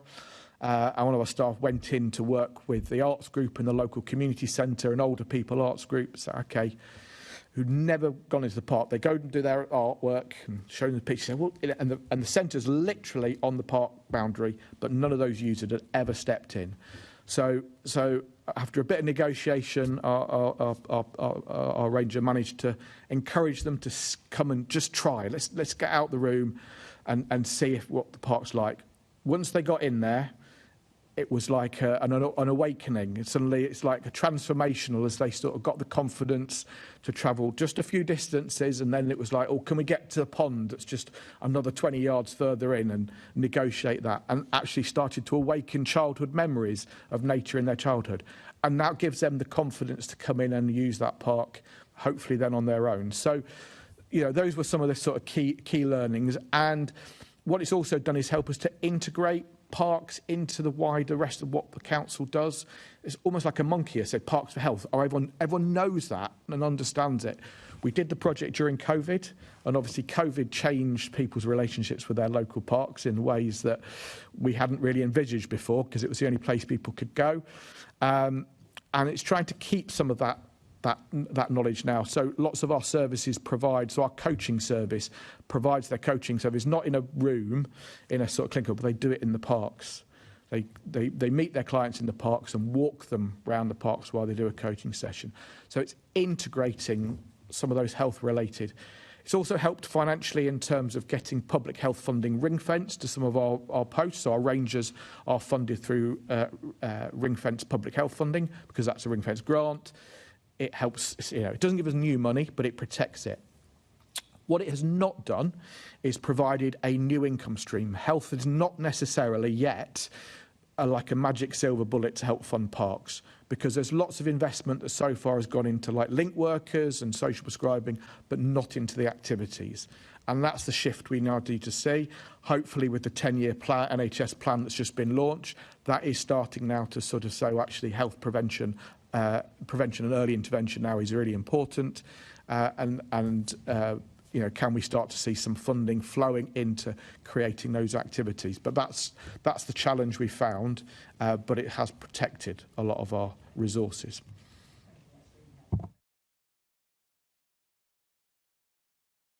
Right, we're moving on to Assemblymember Polanski then. Thank you. Good afternoon, all. I've got a series of questions all around community involvement. So, Ed, if I can start with you. How in the last 5 years have you been engaging maybe differently with volunteers in parks and Friends Group, or how has this changed across London? That's a really good question, and I think one of the exciting things over the last couple of years is we have seen local authorities reinvesting more in kind of community development style roles to, again, kind of maximise the opportunities that exist from voluntary environmental groups and also kind of Friends Groups as well. We encourage all of the organisations within our network to work kind of positively and constructively with Friends Groups and voluntary environmental groups. In a past life, I was, again, working on an outsourced community development contract for Gareth's colleagues over at Richmond, and saw the incredible value that, again, the over 80 Friends Groups in Richmond upon Thames were providing. And as we've touched on earlier, the ability for those organisations and those groups to leverage in sources of funding that aren't necessarily available to the local authority, but also to inform design decisions and, again, make the professionals that we predominantly work with confident in the decisions that they're making around investment in spaces, because they're making those investments with the backing of the community. I think one of the things that we do want to see is that the voluntary environmental groups are representative and as kind of diverse as possible, and are kind of democratically elected and genuinely represent the full needs of the local community. And again, working with partners like the London Friends of Green Spaces Network and some of the other organisations who support Friends Groups themselves, we are trying to encourage we're trying to encourage representation so that these groups are as representative of the communities they serve as possible. I think just touching on one of Andrew's points around sort of uptake of green social prescribing and other activities, when we're looking at, and again, when those within our network are looking at sort of making and planning improvements into parks and green spaces, we need to sort of learn from the work that Islington are doing and some of the other boroughs around what sort of facilities and infrastructure within parks are needed to maximise the health and wellbeing benefits and to encourage the uptake of green social prescribing, but also look at what barriers exist within local authorities that prevent more green social prescribing or Friends Groups or voluntary environmental action, and again try to, as we normally do, try to develop sort of template guidance, resources and wider advice and guidance to try to unpick some of these challenges and make it as easy as possible for these groups to set up and to thrive. Great, thank you. Ruth, coming to yours. So we've just mentioned the diversity point there, so I'm wondering what work are you doing to increase the diversity of volunteers in your area, and how are you engaging with volunteers more widely? There's quite a few things that we've been doing. Because we're in an innovation test bed, we've been working with sort of Future City Catapult incubators who are very interested about gamifying and kind of including people in a way that sort of uses tech in terms of getting people out and doing citizen science, or whether that's about getting little credits for helping, like watering the trees if they need watering and things like that. But the big thing that we've been focused on recently at LLDC is about women's equity, women and girls and gender diverse, working with the GLA's Good Growth Hub. And when we've done an intervention, we have gone through our very in-depth as well as very broad consultation process. So we'll do we did research on how safe people feel around the park, and then we went into more depth when we actually had a project to work with young people. And the work we'd done before was, it was good. It was a group of young people from 14 to 24. They gave us lots of ideas. We then, on the radar, came Make Space for Girls, and they were bringing up lots of research about why young women and girls felt excluded from parks and public spaces. And so we provoked our youth board, Elevate, our Legacy Youth Board, with the thing, well, like, are you actually, when we did this consultation, were you thinking about you in this space as a young girl or woman? And they would say, no, we thought the boys needed the ball court because then that will, that will keep them busy. We could sort of go somewhere else or we'd do something else. And so when that provocation happened with Make Space for Girls, they suddenly went, oh, how do I feel in this space? How would I? And so we carved out some money to look at a particular part of a youth space and say, if we co-client this with you, so they went into the point where we explained the budget to them, the constraints, all of these other things. And they have co-cliented this project with us, and it's Waters and Green Youth Space. And we've got a report on that. We're working with Make Space for Girls and LSE. And it was a real eye-opener for them. And also we sort of said, well, we need to rethink how we're doing these things, because we know that when women and girls are more occupying the space, research from Women Make Space for Girls, we know that there are better spaces for everybody. People genuinely feel safer. And particularly, we were talking to Tim Gill and others who do stuff around childhood, like Dina Burnett. They're great indicator species, children, of when a place is working really well. So when your park is full of children, you know that it's like feels good for everybody. So our consultation has changed to look through a gendered informed lens, and specifically try and involve women and girls in the decision-making process. And that's what I think we've done specifically really well. And we'd like to do more of it and continue that sort of process and work with our partners, whether that be East Bank or developers or whoever, and other local authorities, about making sure that's embedded. And that's just about asking different questions and making sure you're getting the right people to talk to, which also means if we're working with local communities, we pay people for their participation in a consultation or participation event, and that makes a massive difference. We've done work with community collaborators and art projects and Sarah Hershey to develop some artwork projects. And the beautiful thing was that when a young mum came in, she goes, because I'm being paid, I can come along to your session and I can tell my children, Mummy's getting paid to go out to do work. And it made the difference between her being able to come and not being able to come to that session. So it's absolutely huge how you set these things up. They don't cost a lot more money, but it's just a matter of thinking differently about how you run your community participation work. That's a great story, thank you. Andrew, sorry, to come over to you in Islington, are you doing any particular work around the diversity of your volunteers? Yeah, absolutely. Echo what Ruth just said in terms of that need to involve women and girls in co-design. We've done a similar project at Highbury Fields, because children, you'll use a park up in, 8, 9, 10, 11, maybe 12, and then there's a big gap, isn't there, particularly teenagers who often are seen as a problem in our parks and open spaces. So we did a piece of work with Highbury Grove Secondary School where they co-designed that space, and what we created was a defined area with big seating where they could gather with their friends. And actually, it's okay, that's, young people, it's okay to be in those spaces and to have that sense of ownership, because it's quite hard for young people, particularly, to know how to engage with local authorities. They're not going to join a friends of group. So you've got to find other ways to reach out and engage with them. We have done some particular targeted work around targeting particular communities that we are underrepresented in our parks and open spaces. We've done quite a lot of work with the Muslim community, so understanding the barriers that they have got. So again, by having sort of staff workforce that can dedicate time to do that is really important.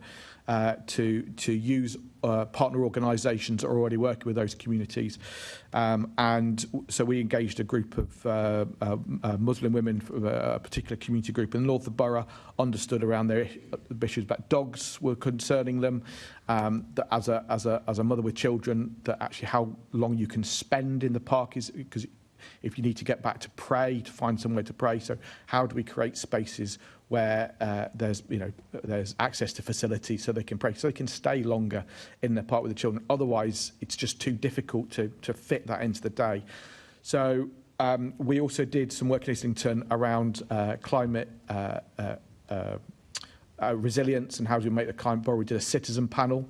So again, that idea, we selected a diverse and representative group of residents to work alongside us as officers to think about how do we make the borough a more climate resilient place.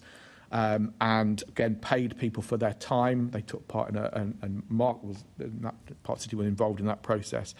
And understanding what, the needs to introduce new green space, to plant more trees and the climate adaptations that were required in that, and how they, as lots of Muslim people, part of that, and how it was important to them and an environmental justice issue. So the people want to get involved in spaces. They just don't know how.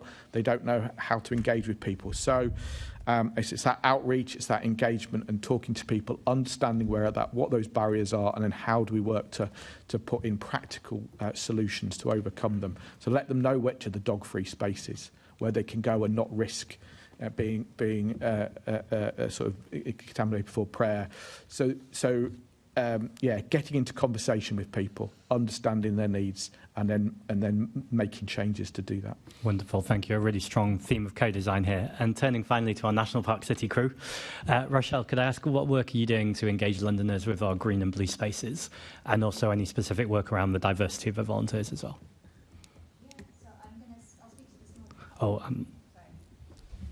I'll speak to the small grants programme. I mean, we've tried to make the application process as accessible as possible. So there's a very short, simple online form.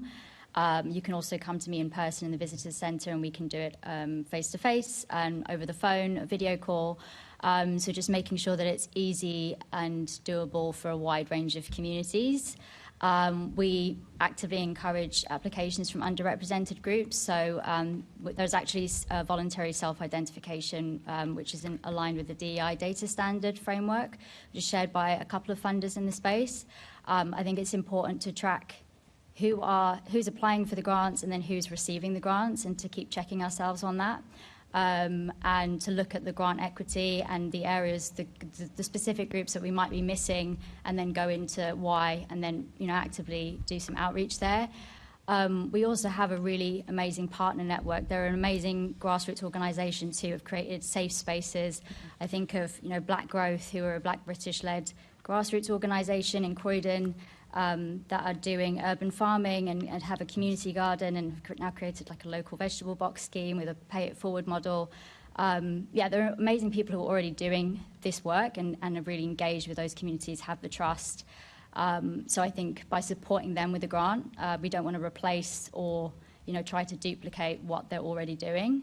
So just bolstering them up can be sometimes way more impactful than us trying to do the same thing. And I think really just meeting communities where they are. We've got an impact form from all of the grants. One of the questions that we ask is, how do you think your project could have been more accessible or inclusive? What were the insights there in particular?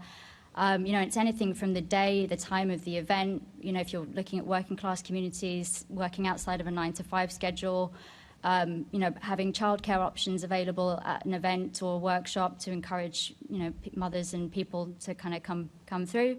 Obviously making things free and covering transport where possible with grants to help people kind of come to spaces.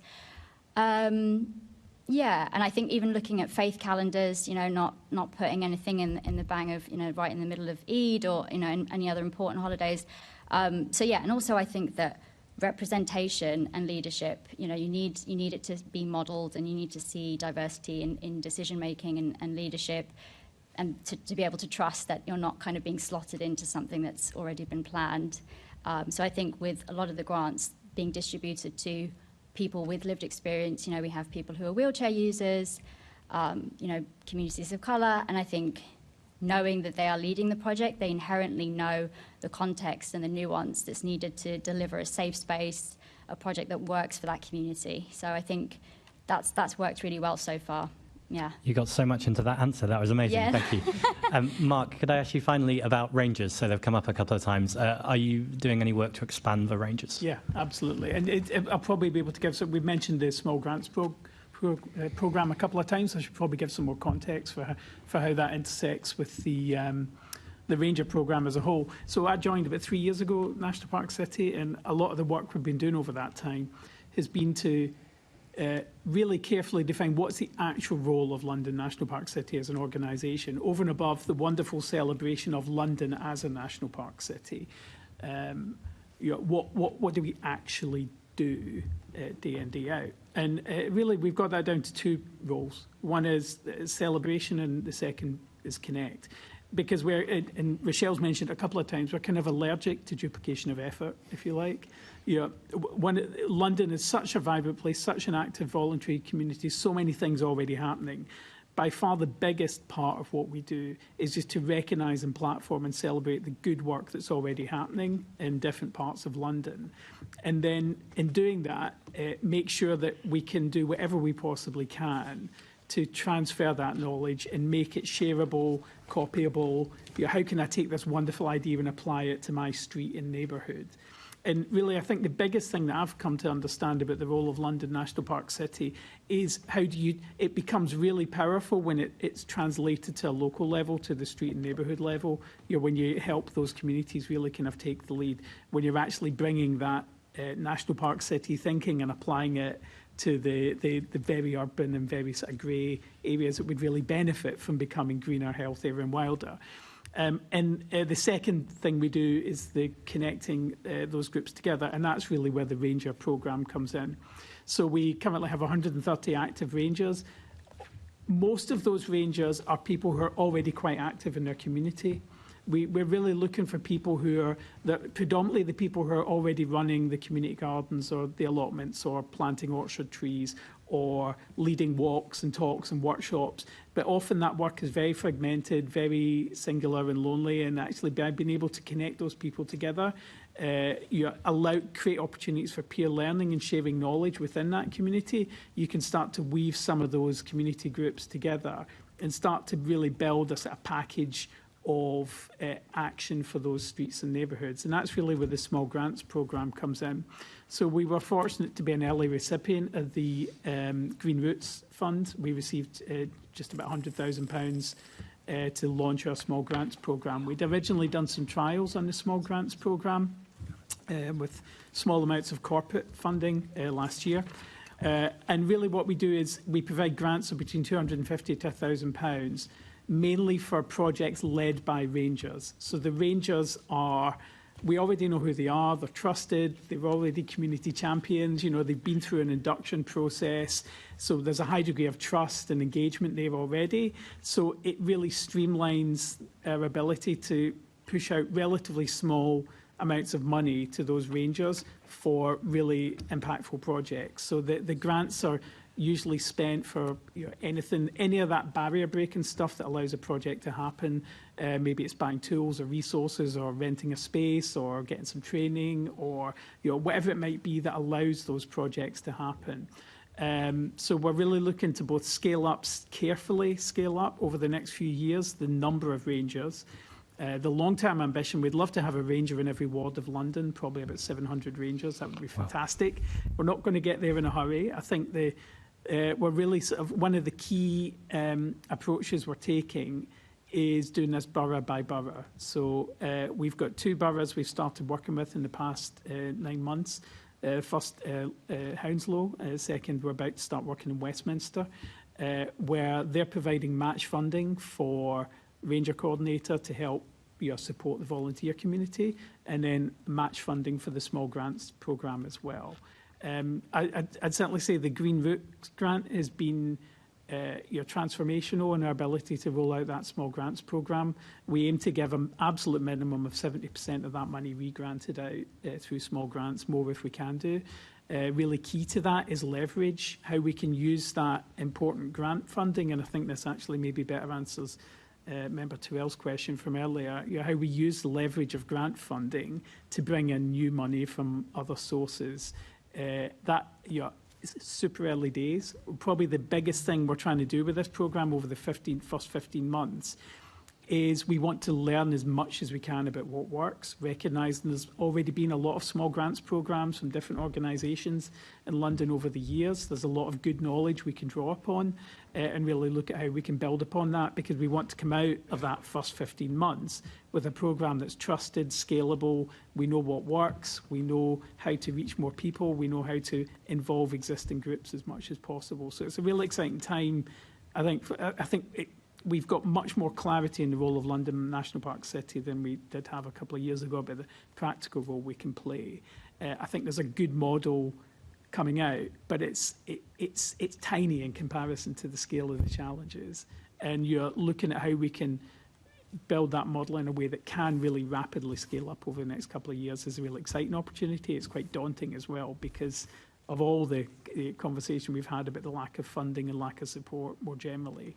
This isn't going to solve any of these issues on its own, but it can be a really important part of the story, I hope. That's really exciting. It's time to do it. Thank you, Chair. Right, thank you. I'm just going to have to ask everybody now to give very short answers because we've got quite a lot more areas that we want to cover. We've got a number of Assembly members who still want to come in on a range of topics, and we're going to run out of time because our absolute hard stop is at 1 o'clock at the absolute latest, and I would really like to get through all of our questions. So if you can be very, very succinct. We'd really appreciate that from all of the guests. And on that note, I'm going to move on to Assemblymember McCartney, who will now pick up the questioning, including only those areas that we haven't already covered. Thank you. Well, I actually think some of the areas I was going to ask you a question about has been covered in the previous, and it was particularly about the most common factors that prevent Londoners feeling safe and welcome in parks. And I was then going on to ask about particularly for women and girls. I think Ruth and others gave quite an expansive answer, but is there anything else anybody wants to particularly add on what's been said already? What I didn't mention, I suppose, is that we've been having roundtables with Anna Barker and others who've written the Safer Parks guidance, which I think is an excellent piece of work. And then she's been working with a group of others on the bystander training that's also been rolled out, which was my next set of questions. So, go on. which is really great. And because we've got a great network of spreading that, the demand for that training is really high because it works from park management operatives to volunteer groups and others to really get that sense of how can you be a presence in a park and actually make people feel safer. And I think from my point of view, it's also those things around maintenance and those subtle changes in the way people think. What we have really found the difference is that if you can work with people to just change their attitude. I've stood next to sort of a male architect who sort of goes, oh, well, I don't really think about how I go out at night and, I'd grab an Uber or whatever. And then you talk to a woman and you go, well, I've worked out how, blah, blah, blah, and then this and then that. And exactly Muslim women. I've been in many of those conversations. Yeah, and it's just having that sort of conversation where you can have that really safe conversation amongst people who work in the sector about how to rethink and how to think. Often I say, please think about the most vulnerable person you know and how they would experience this space and how would you want to change it for them for the better. And I'll leave it there. Lovely. Perhaps I can come to then Andrew, because as a local authority, and you've talked about the work you do with your community groups in the past, but we know from research that has been done that actually often, I'm thinking about women and girls in particular, parks are catered for, and often lots of the sports or facilities provided are often what we'd say young men might enjoy doing, like basketball courts and football and so forth. Not to say that women don't, because they do. But what does the local authority, what do you do or can you do better to make sure that all service users are actually accommodated and feel safe in your parks? So I think what we're saying about sort of staff training, so staff have an awareness. Yeah. So it's not just about the physical presence in parks, that's important, but actually do they have an awareness and understanding? So our park keepers are there, but are they thinking about the experience that women and girls are having when they come into those spaces and having an understanding and being a safe refuge? I think having strong community presence in parks is also helps, lots of that positive activity makes everyone feel safer. we have resource around community safety teams that can target and help to reassure, but it is challenging, and there's certainly a lot more that we can do. I think training for staff, and lots of. Look, what's the provision? When you talk about football, but there is a lot. Obviously, our women and girls program in football is huge now, growing all the time. Yeah. And how do you create more spaces for different sports and different activities when there's such demand for one? So we're trying to create diversity. So more netball activities, different types of activity, because not everyone's involved in actual sports. Space to just sit and be. So you can be there with your friends, and that's okay. So it's creating a diversity of spaces and the way that they're designed and at the way that they're then staffed and managed, and that presence. Yeah, and how do you accommodate? Because often people say that they want better lighting, but we do know that might have a detrimental effect on some of the wildlife or whatever that operates in parks. Yeah, how do you balance that out? Well, obviously, because it's very difficult to add new lighting, and because obviously the revenue costs of then maintaining it and keeping it going. Also, actually, do you want to actually encourage people into space? Because actually, if it's dark, you don't go there. So actually a lit path might actually not necessarily be the right thing. And also, when you light spaces, it actually can encourage people to come and then be in those spaces. And that creates conflict as well, because actually young people at night actually want somewhere well lit to sit around in. They don't want to sit in the dark. So I think that's a complex answer to that one. It's not a simple one. I think it's right in certain circumstances. I think you've got to judge it on a case-by-case, part-by-part basis. Thank you. My final question then is for Ed, and it's about the guidance on safer parks for women and girls. Have all boroughs now taken up and trying to work to that guidance? And can I ask on this, how much progress do you think's been made? That's a huge question. The Safer Parks guidance was developed with Keep Britain Tidy and Anna Barker at the University of Leeds has only relatively recently come out. So I think it's probably too soon to know how that's been sort of taken up. They've also been, as Ruth mentioned, delivering a programme of bystander training, but there's also been a programme of bystander training that was funded by the Mayor of London and delivered by an organisation called Protection Approaches, which, again, we co-organised a session for environmental NGOs across London to, again, so that their staff and volunteers can benefit from that training as well. And we would like to see more of that. The environmental visual evaluation tool that we are launching on the 22nd of this month, online actually at 1 o'clock, is a toolkit which is designed to support landowners and managers review spaces through the lens of women and girls. So again, working with stakeholder groups to take people out into green spaces, and it's a series of prompts designed to help organisations again look at these slightly differently. But it can also be used for staff, and also a way to engage other directorates from the local authority and other, again, community groups and organisations in this dialogue. I think, as Andrew mentioned, there is no one-size-fits-all approach to what measures are right and appropriate around safety and perceptions of safety for women and girls.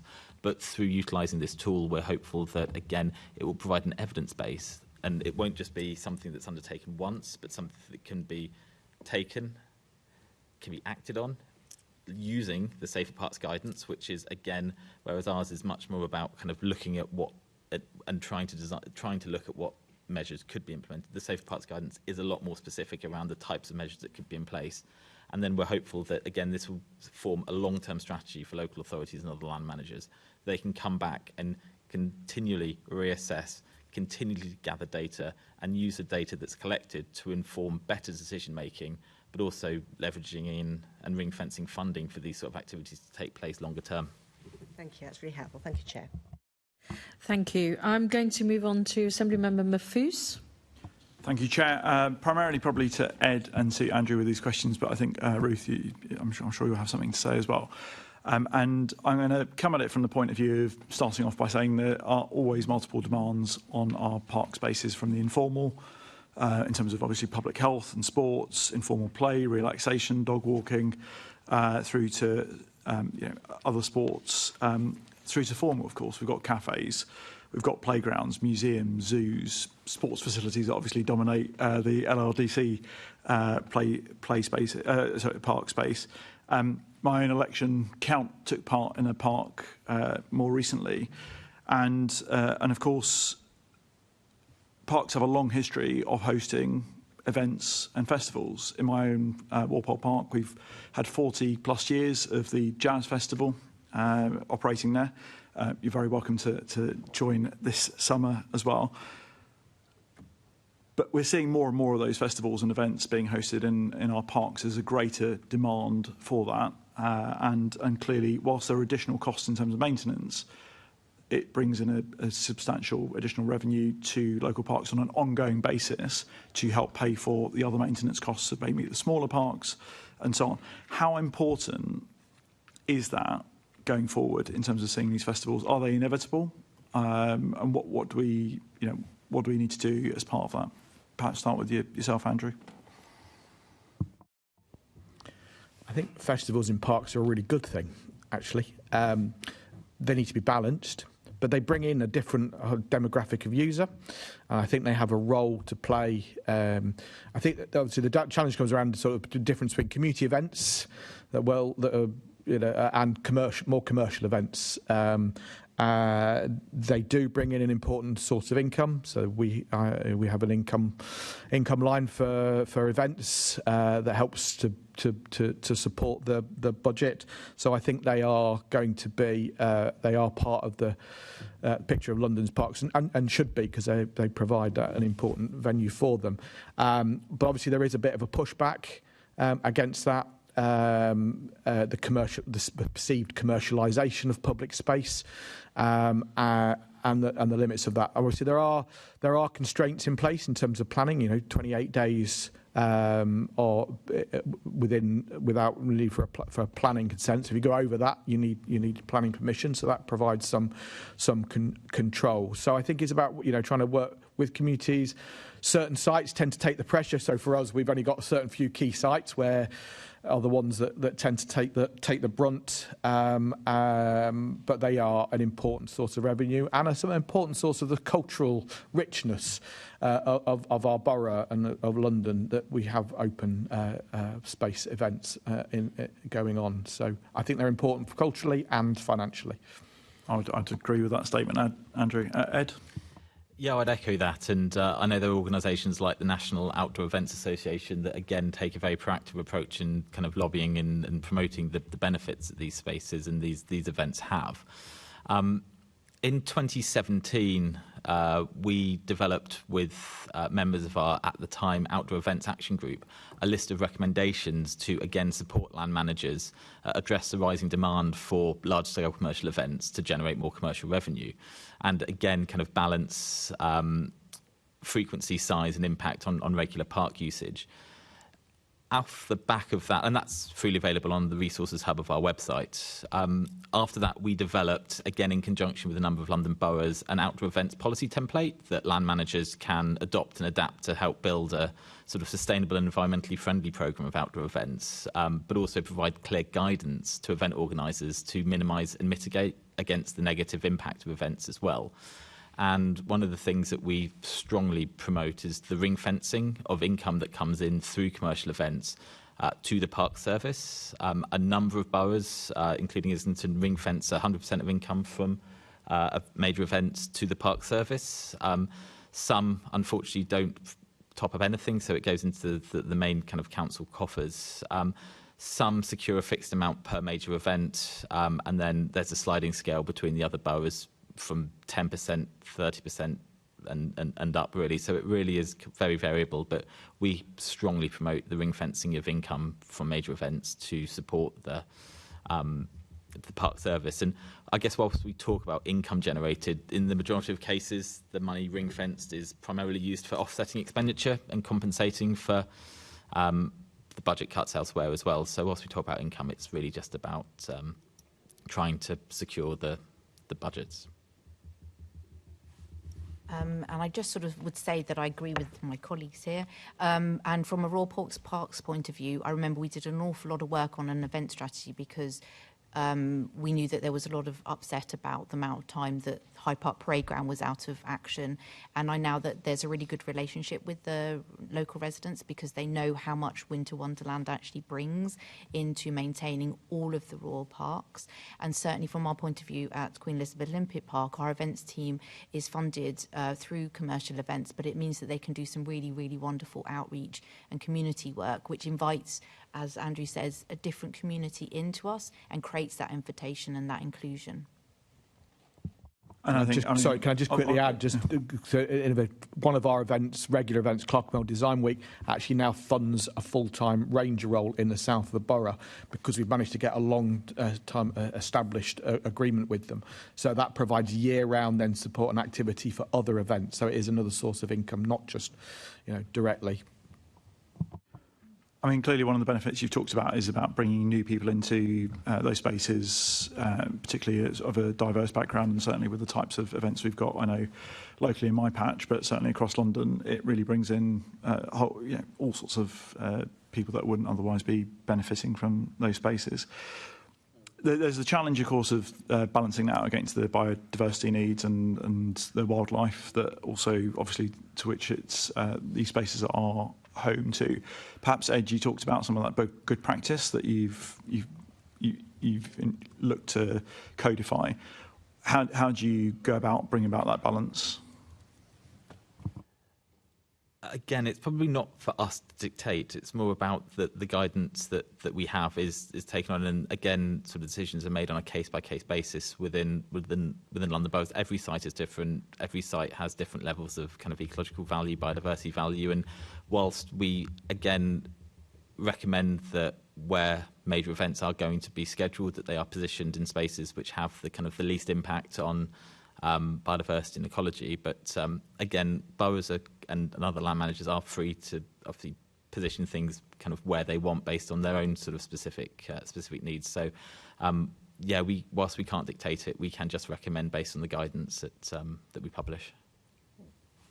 And sorry, go for it, Ruth. Sorry, I was just going to say also Parks for London connect people to Royal Parks and Queen Elizabeth Olympic Park, where we have quite good practices going on, and so we can have visitors to come in and show, well, how are you doing protection of trees and the impact on ground compaction, and then how do you do with your light spill and all of those things. So we can have conversations where we can show people this is what we do, this is how you do it, and then they can adapt it. And it's about that connecting that network of people to understand what the pitfalls are, and also whether there's policy or contractual things that can make a difference to actually how you run something. So it's good guidance and then practical examples that we like to share.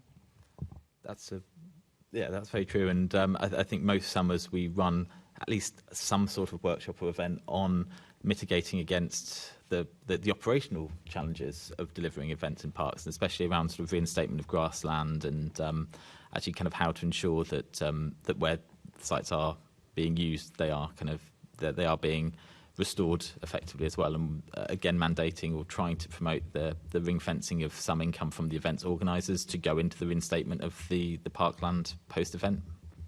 And I guess with more experience, you now know what it costs to reinstate that space and so on. Andrew, if I could bring you in, but also just the very live challenge at the moment. Clearly it's a live case. I don't want you to talk about the specifics, but given that Brockwell Park in Lambeth was obviously legally challenged over the number of days, you talked about the planning in terms of part of your previous answer.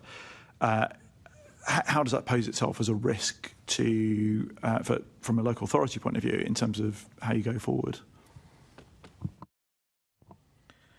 It's a good planning, trying to think long-term arrangements. One of the challenges of events is quite often they come in as sort of quite quick opportunities to and event organisers want a quick turnaround around decision making, which doesn't really fit with local authorities. We don't do quick decisions. So trying to do long-term planning, get arrangements in place so we can, so we're looking at one of our sites in the south to actually get planning consent to be able to host regular events, And putting the safeguards in place as part of that around protecting the space, not overusing it, and making sure there are still wider social benefits that come from that event. So if it is commercial, can we get discounts for local people for certain aspects of it?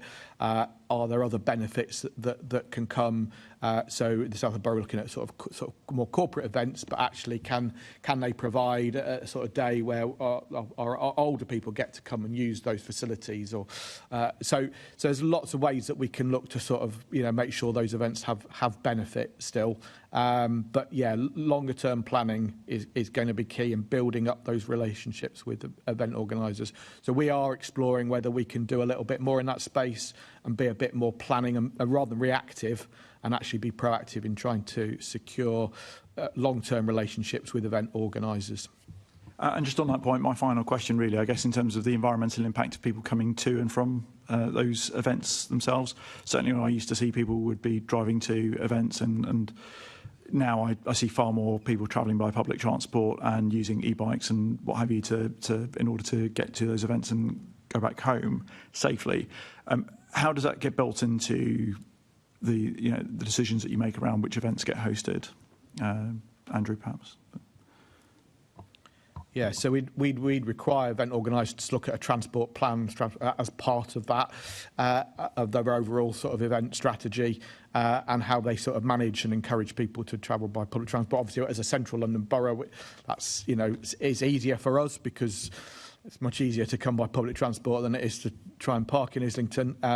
So that's part of our event management, and we will do that in association with our licensing team as well. So we have premises licences for our sites.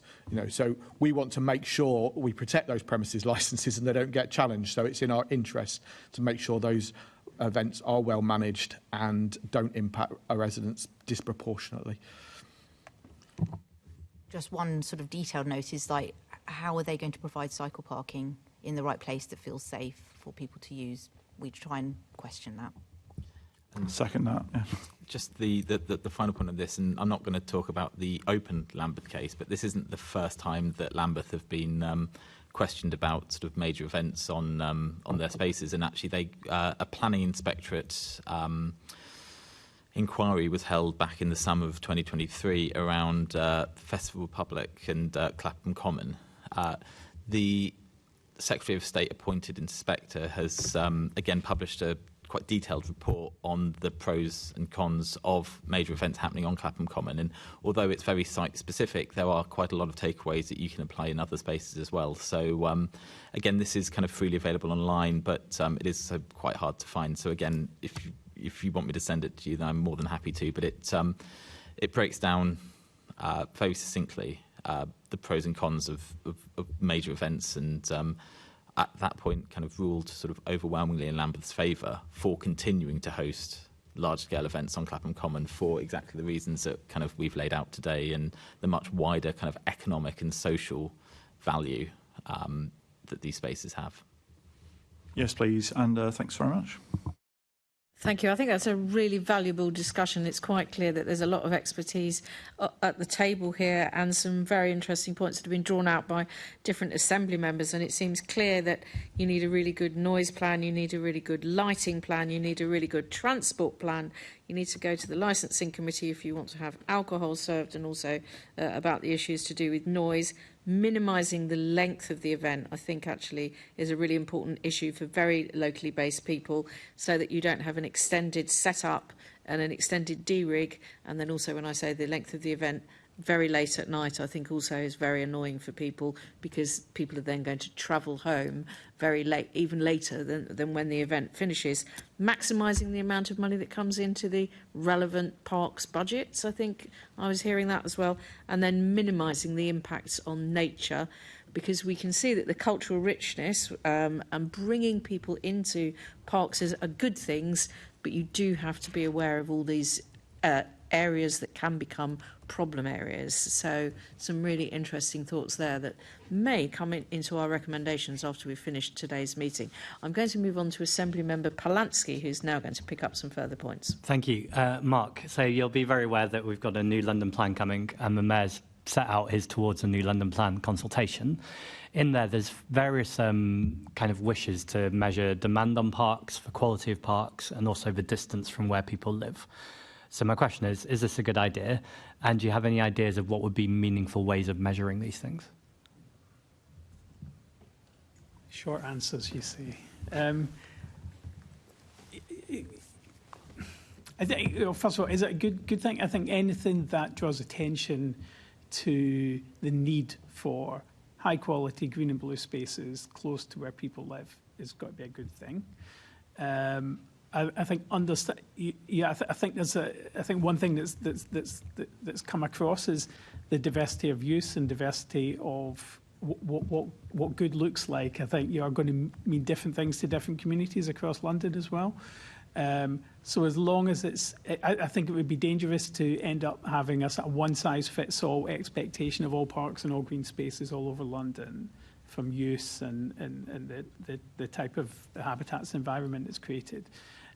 So anything that allows a sort of measure of the community involvement in the decisions made around those parks and green spaces has got to be part of any successful plan. I mean, one thing we picked on, I think Ruth was talking about earlier, about if all the decisions are already made on what these green spaces are going to look like, that isn't participation. It's not participation. It's not really involving the community. So creating that scope for ongoing, really long-term. I mean, when we talk about London as a national park city, it's a long-term grassroots movement. It's really about how we evolve this over the coming decades, and I think the London Plan obviously has a really important role to play within that. So participation over fixed rules. Absolutely. Thank you very much. Thanks, Chair. Thank you. Oh, okay. Well, can you be very quick? Sorry, really quickly, because I just wanted to add something about play space and working out where your play space is, and also thinking about the sort of vertical nature. When we're going high density and high, actually something that's considered doorstep play isn't actually doorstep, because when you look on a plan, it looks really close, but actually if you have to go down 15 stores and have fob access to get to it, it's really, really challenging. So it's a great thing, but it's just also thinking of those elements of barriers to access green space. Sorry. Really good point. Thank you. Thank you. It's a bit like a trip to Edinburgh. You need to be very aware of the vertical elements of the Edinburgh streetscape. Whoever knew it was a volcano? Everybody. I'm going to now pick on Ruth and Andrew because I want to ask some questions about trees in parks. What is your strategy for managing trees in the LLGC area, and how is your approach informed by the need to adapt to the changing climate, including canopy cover and shade for park users? Gosh, trees are such an amazing sort of asset to have on the park, and a lot of the stuff on the park is quite new, so we're sort of working out what's going on with things, and we've had things where we've planned something where it looks like it's in the right place, the right soil type, and actually it isn't. And so when we sort of rethink how we do that, we definitely get our arboriculturists involved in that process of understanding the tree stock. We have a really good process of understanding what is doing well, what is doing less well, and then sort of research around the soils and the patterns of use to understand whether that's because compaction is causing an issue. We had a really interesting thing where loads of the trees along the river were cracking on one side. Actually, it wasn't something that was damaging the tree, but it was just the cool air passing through on the river corridor that was causing the split in the bark. So it's just observing what we've got, observing what is going well, dealing with a lot of pests and diseases that are now sort of happening on the park, and coming in and working collectively, because I think Trees for London is like a very collective kind of process of understanding what is going on and talking. So we've been talking to Kew Gardens about the research they've recently done. I'll come on to that in a second, actually, because I've got some subsequent questions, but I'll just bring Andrew in on the sort of overall strategy for managing the trees, and is your approach changing because of climate change and the need for more canopy cover and shade for local residents? So we have set a target to plant 600 more trees a year than we lose. So we've planted getting 900 odd trees the last 2-3 years. We have a canopy cover currently of 25% in Islington, so we're very proud of that. So quarter of the borough is covered by trees. So we very much see it as an urban forest. We have a target to try and get to 27% canopy cover by 2030 and 30% by 2050. So, we very much see trees in the urban environment playing a really crucial role in reducing urban heat island effect. It's very challenging in a very urban area. So when we plant trees, we can only plant standards. We don't have space to plant thousands of whips. So we're planting standard trees with a 3-year watering to establish them as part of that. And we are thinking very carefully about species selection, getting the right tree in the right place. And what other, you've got to think, 50 odd years ahead. So what species are going to be? Well, do we need to plant now? We've been talking to Kew, and they said try and think 150 years into the future. Indeed. So is your view of the trees that you should be planting, the new trees that you should be planting, changing? Because our discussions with Kew, and I'll bring you back in again, Ruth, on this, they're saying that they've been sourcing varieties that we have in this country but are growing elsewhere in very different conditions with different parts of the genome activated in the tree. Is that something that you've been discussing with them and looking maybe to plant some of these trees that will be able to still be alive in 150 years' time? Yeah, so it's still looking at some of the same species, but where they're growing currently. So if we don't have many opportunities to plant oak, but so Quercus robur, but it obviously grows. We're sourcing that from Ukraine actually. So it's about thinking about where does your tree stock come? Is it because it's genetically sort of predisposed to coping with the sort of climate we're looking to have? So trying to increase, where we're selecting. Not looking to have, but it's the one that seems to be being delivered. Yeah, and but also trying to get those grown by the nurseries. So that's a real issue. It's not just about so we're looking at contract growing, saying right, we want this variety, and also about how do we connect our communities with their sort of trees. So actually trying to change the diversity, so different cultures and different communities can connect with the trees. So we're talking, lots of our Muslim community want to plant olive trees. That's quite difficult to grow because of because of the disease. You can't import olive trees, so how do we grow them in this country? So we are looking at that and trying to do contract growing with the nurseries. But we've got about 300 different varieties of trees in the borough. So you need diversity. So you need your tree stock to reflect London's tree stock to reflect London's multicultural, diverse community. Really, lots of different trees from lots of different places to understand how they're going to cope in 50, 100 years' time. Thank you, Ruth. The same question, really. Are you changing what you're planting in light of the changing climate? We're obviously having sort of very hot and dry summers now, but also then very heavy rainfall, almost sort of tropical rainfall, which doesn't necessarily even refresh the soil because you get that sort of immediate surface water runoff. And obviously another thing that we haven't really touched on is, of course, fires, and we've just seen a load of fires happening in the fire brigade. Is changing your views about what's planting? Are you talking to nurseries and sourcing trees from new places?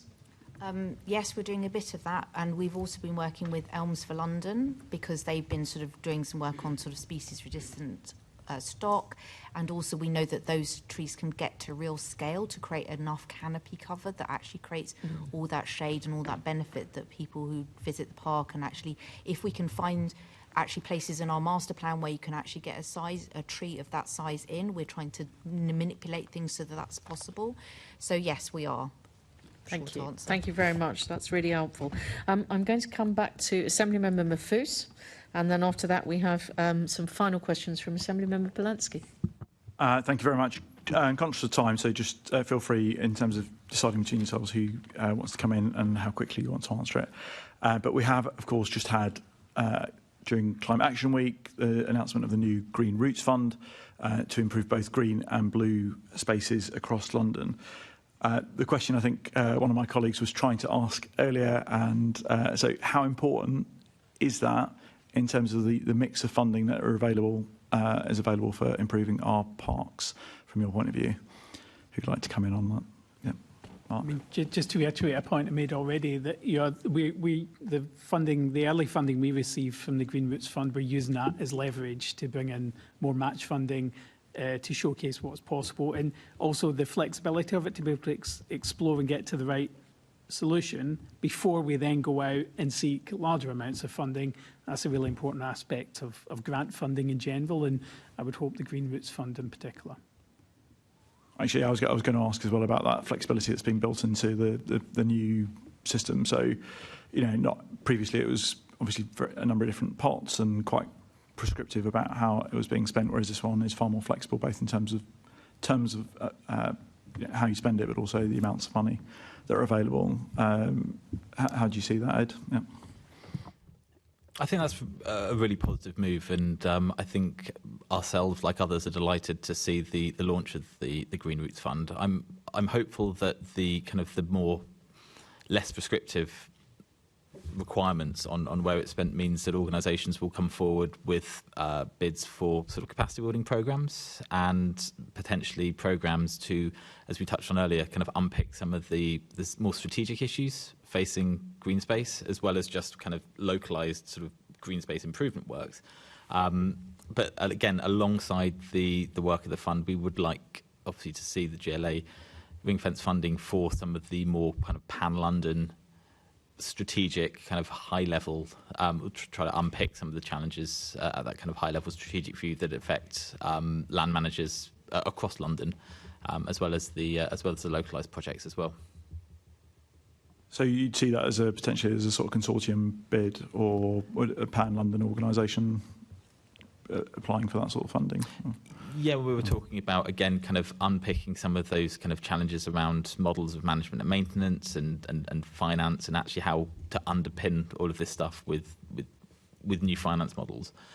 Again, what is the GLA's role in supporting that and kind of providing headspace for organisations to think innovatively and to kind of have a bit more of a dynamic approach to risk as well, and to take some more chances. I just want to say any funding is welcome from the GLA in this sector, and I think most park managers and other people in our management I know has a list as long as their arm in terms of things that they would like to fund. And so if this funding, I haven't sort of looked at it, apologies, is easy to access and easy to, in a very, very, very busy, high-pressured job situation, and you can access the funding, then that's brilliant. Yeah, I mean, certainly locally previously, it's obviously delivered the first beavers in London in 200 years, in Ealing and in Enfield. And obviously, I think there's ancient woodland as well across the city, which could potentially benefit from this as well. So I'll leave it there because I'm conscious of time. Thank you very much, and thank you, colleagues, for your assistance with. We've realised actually that Assemblymember Polanski's last questions have probably already been covered by some very full answers earlier. So I would actually like to thank all of our guests for their responses. Very helpful today. We've now reached the end of our question and answer session with you. We've got a couple of bits of other business that we need to do, which will just take a couple of minutes. But if you feel that you want to start leaving the room, you may, or just remain seated while we just finish. So can I ask the committee to note the report that we received and the discussion that we've just had?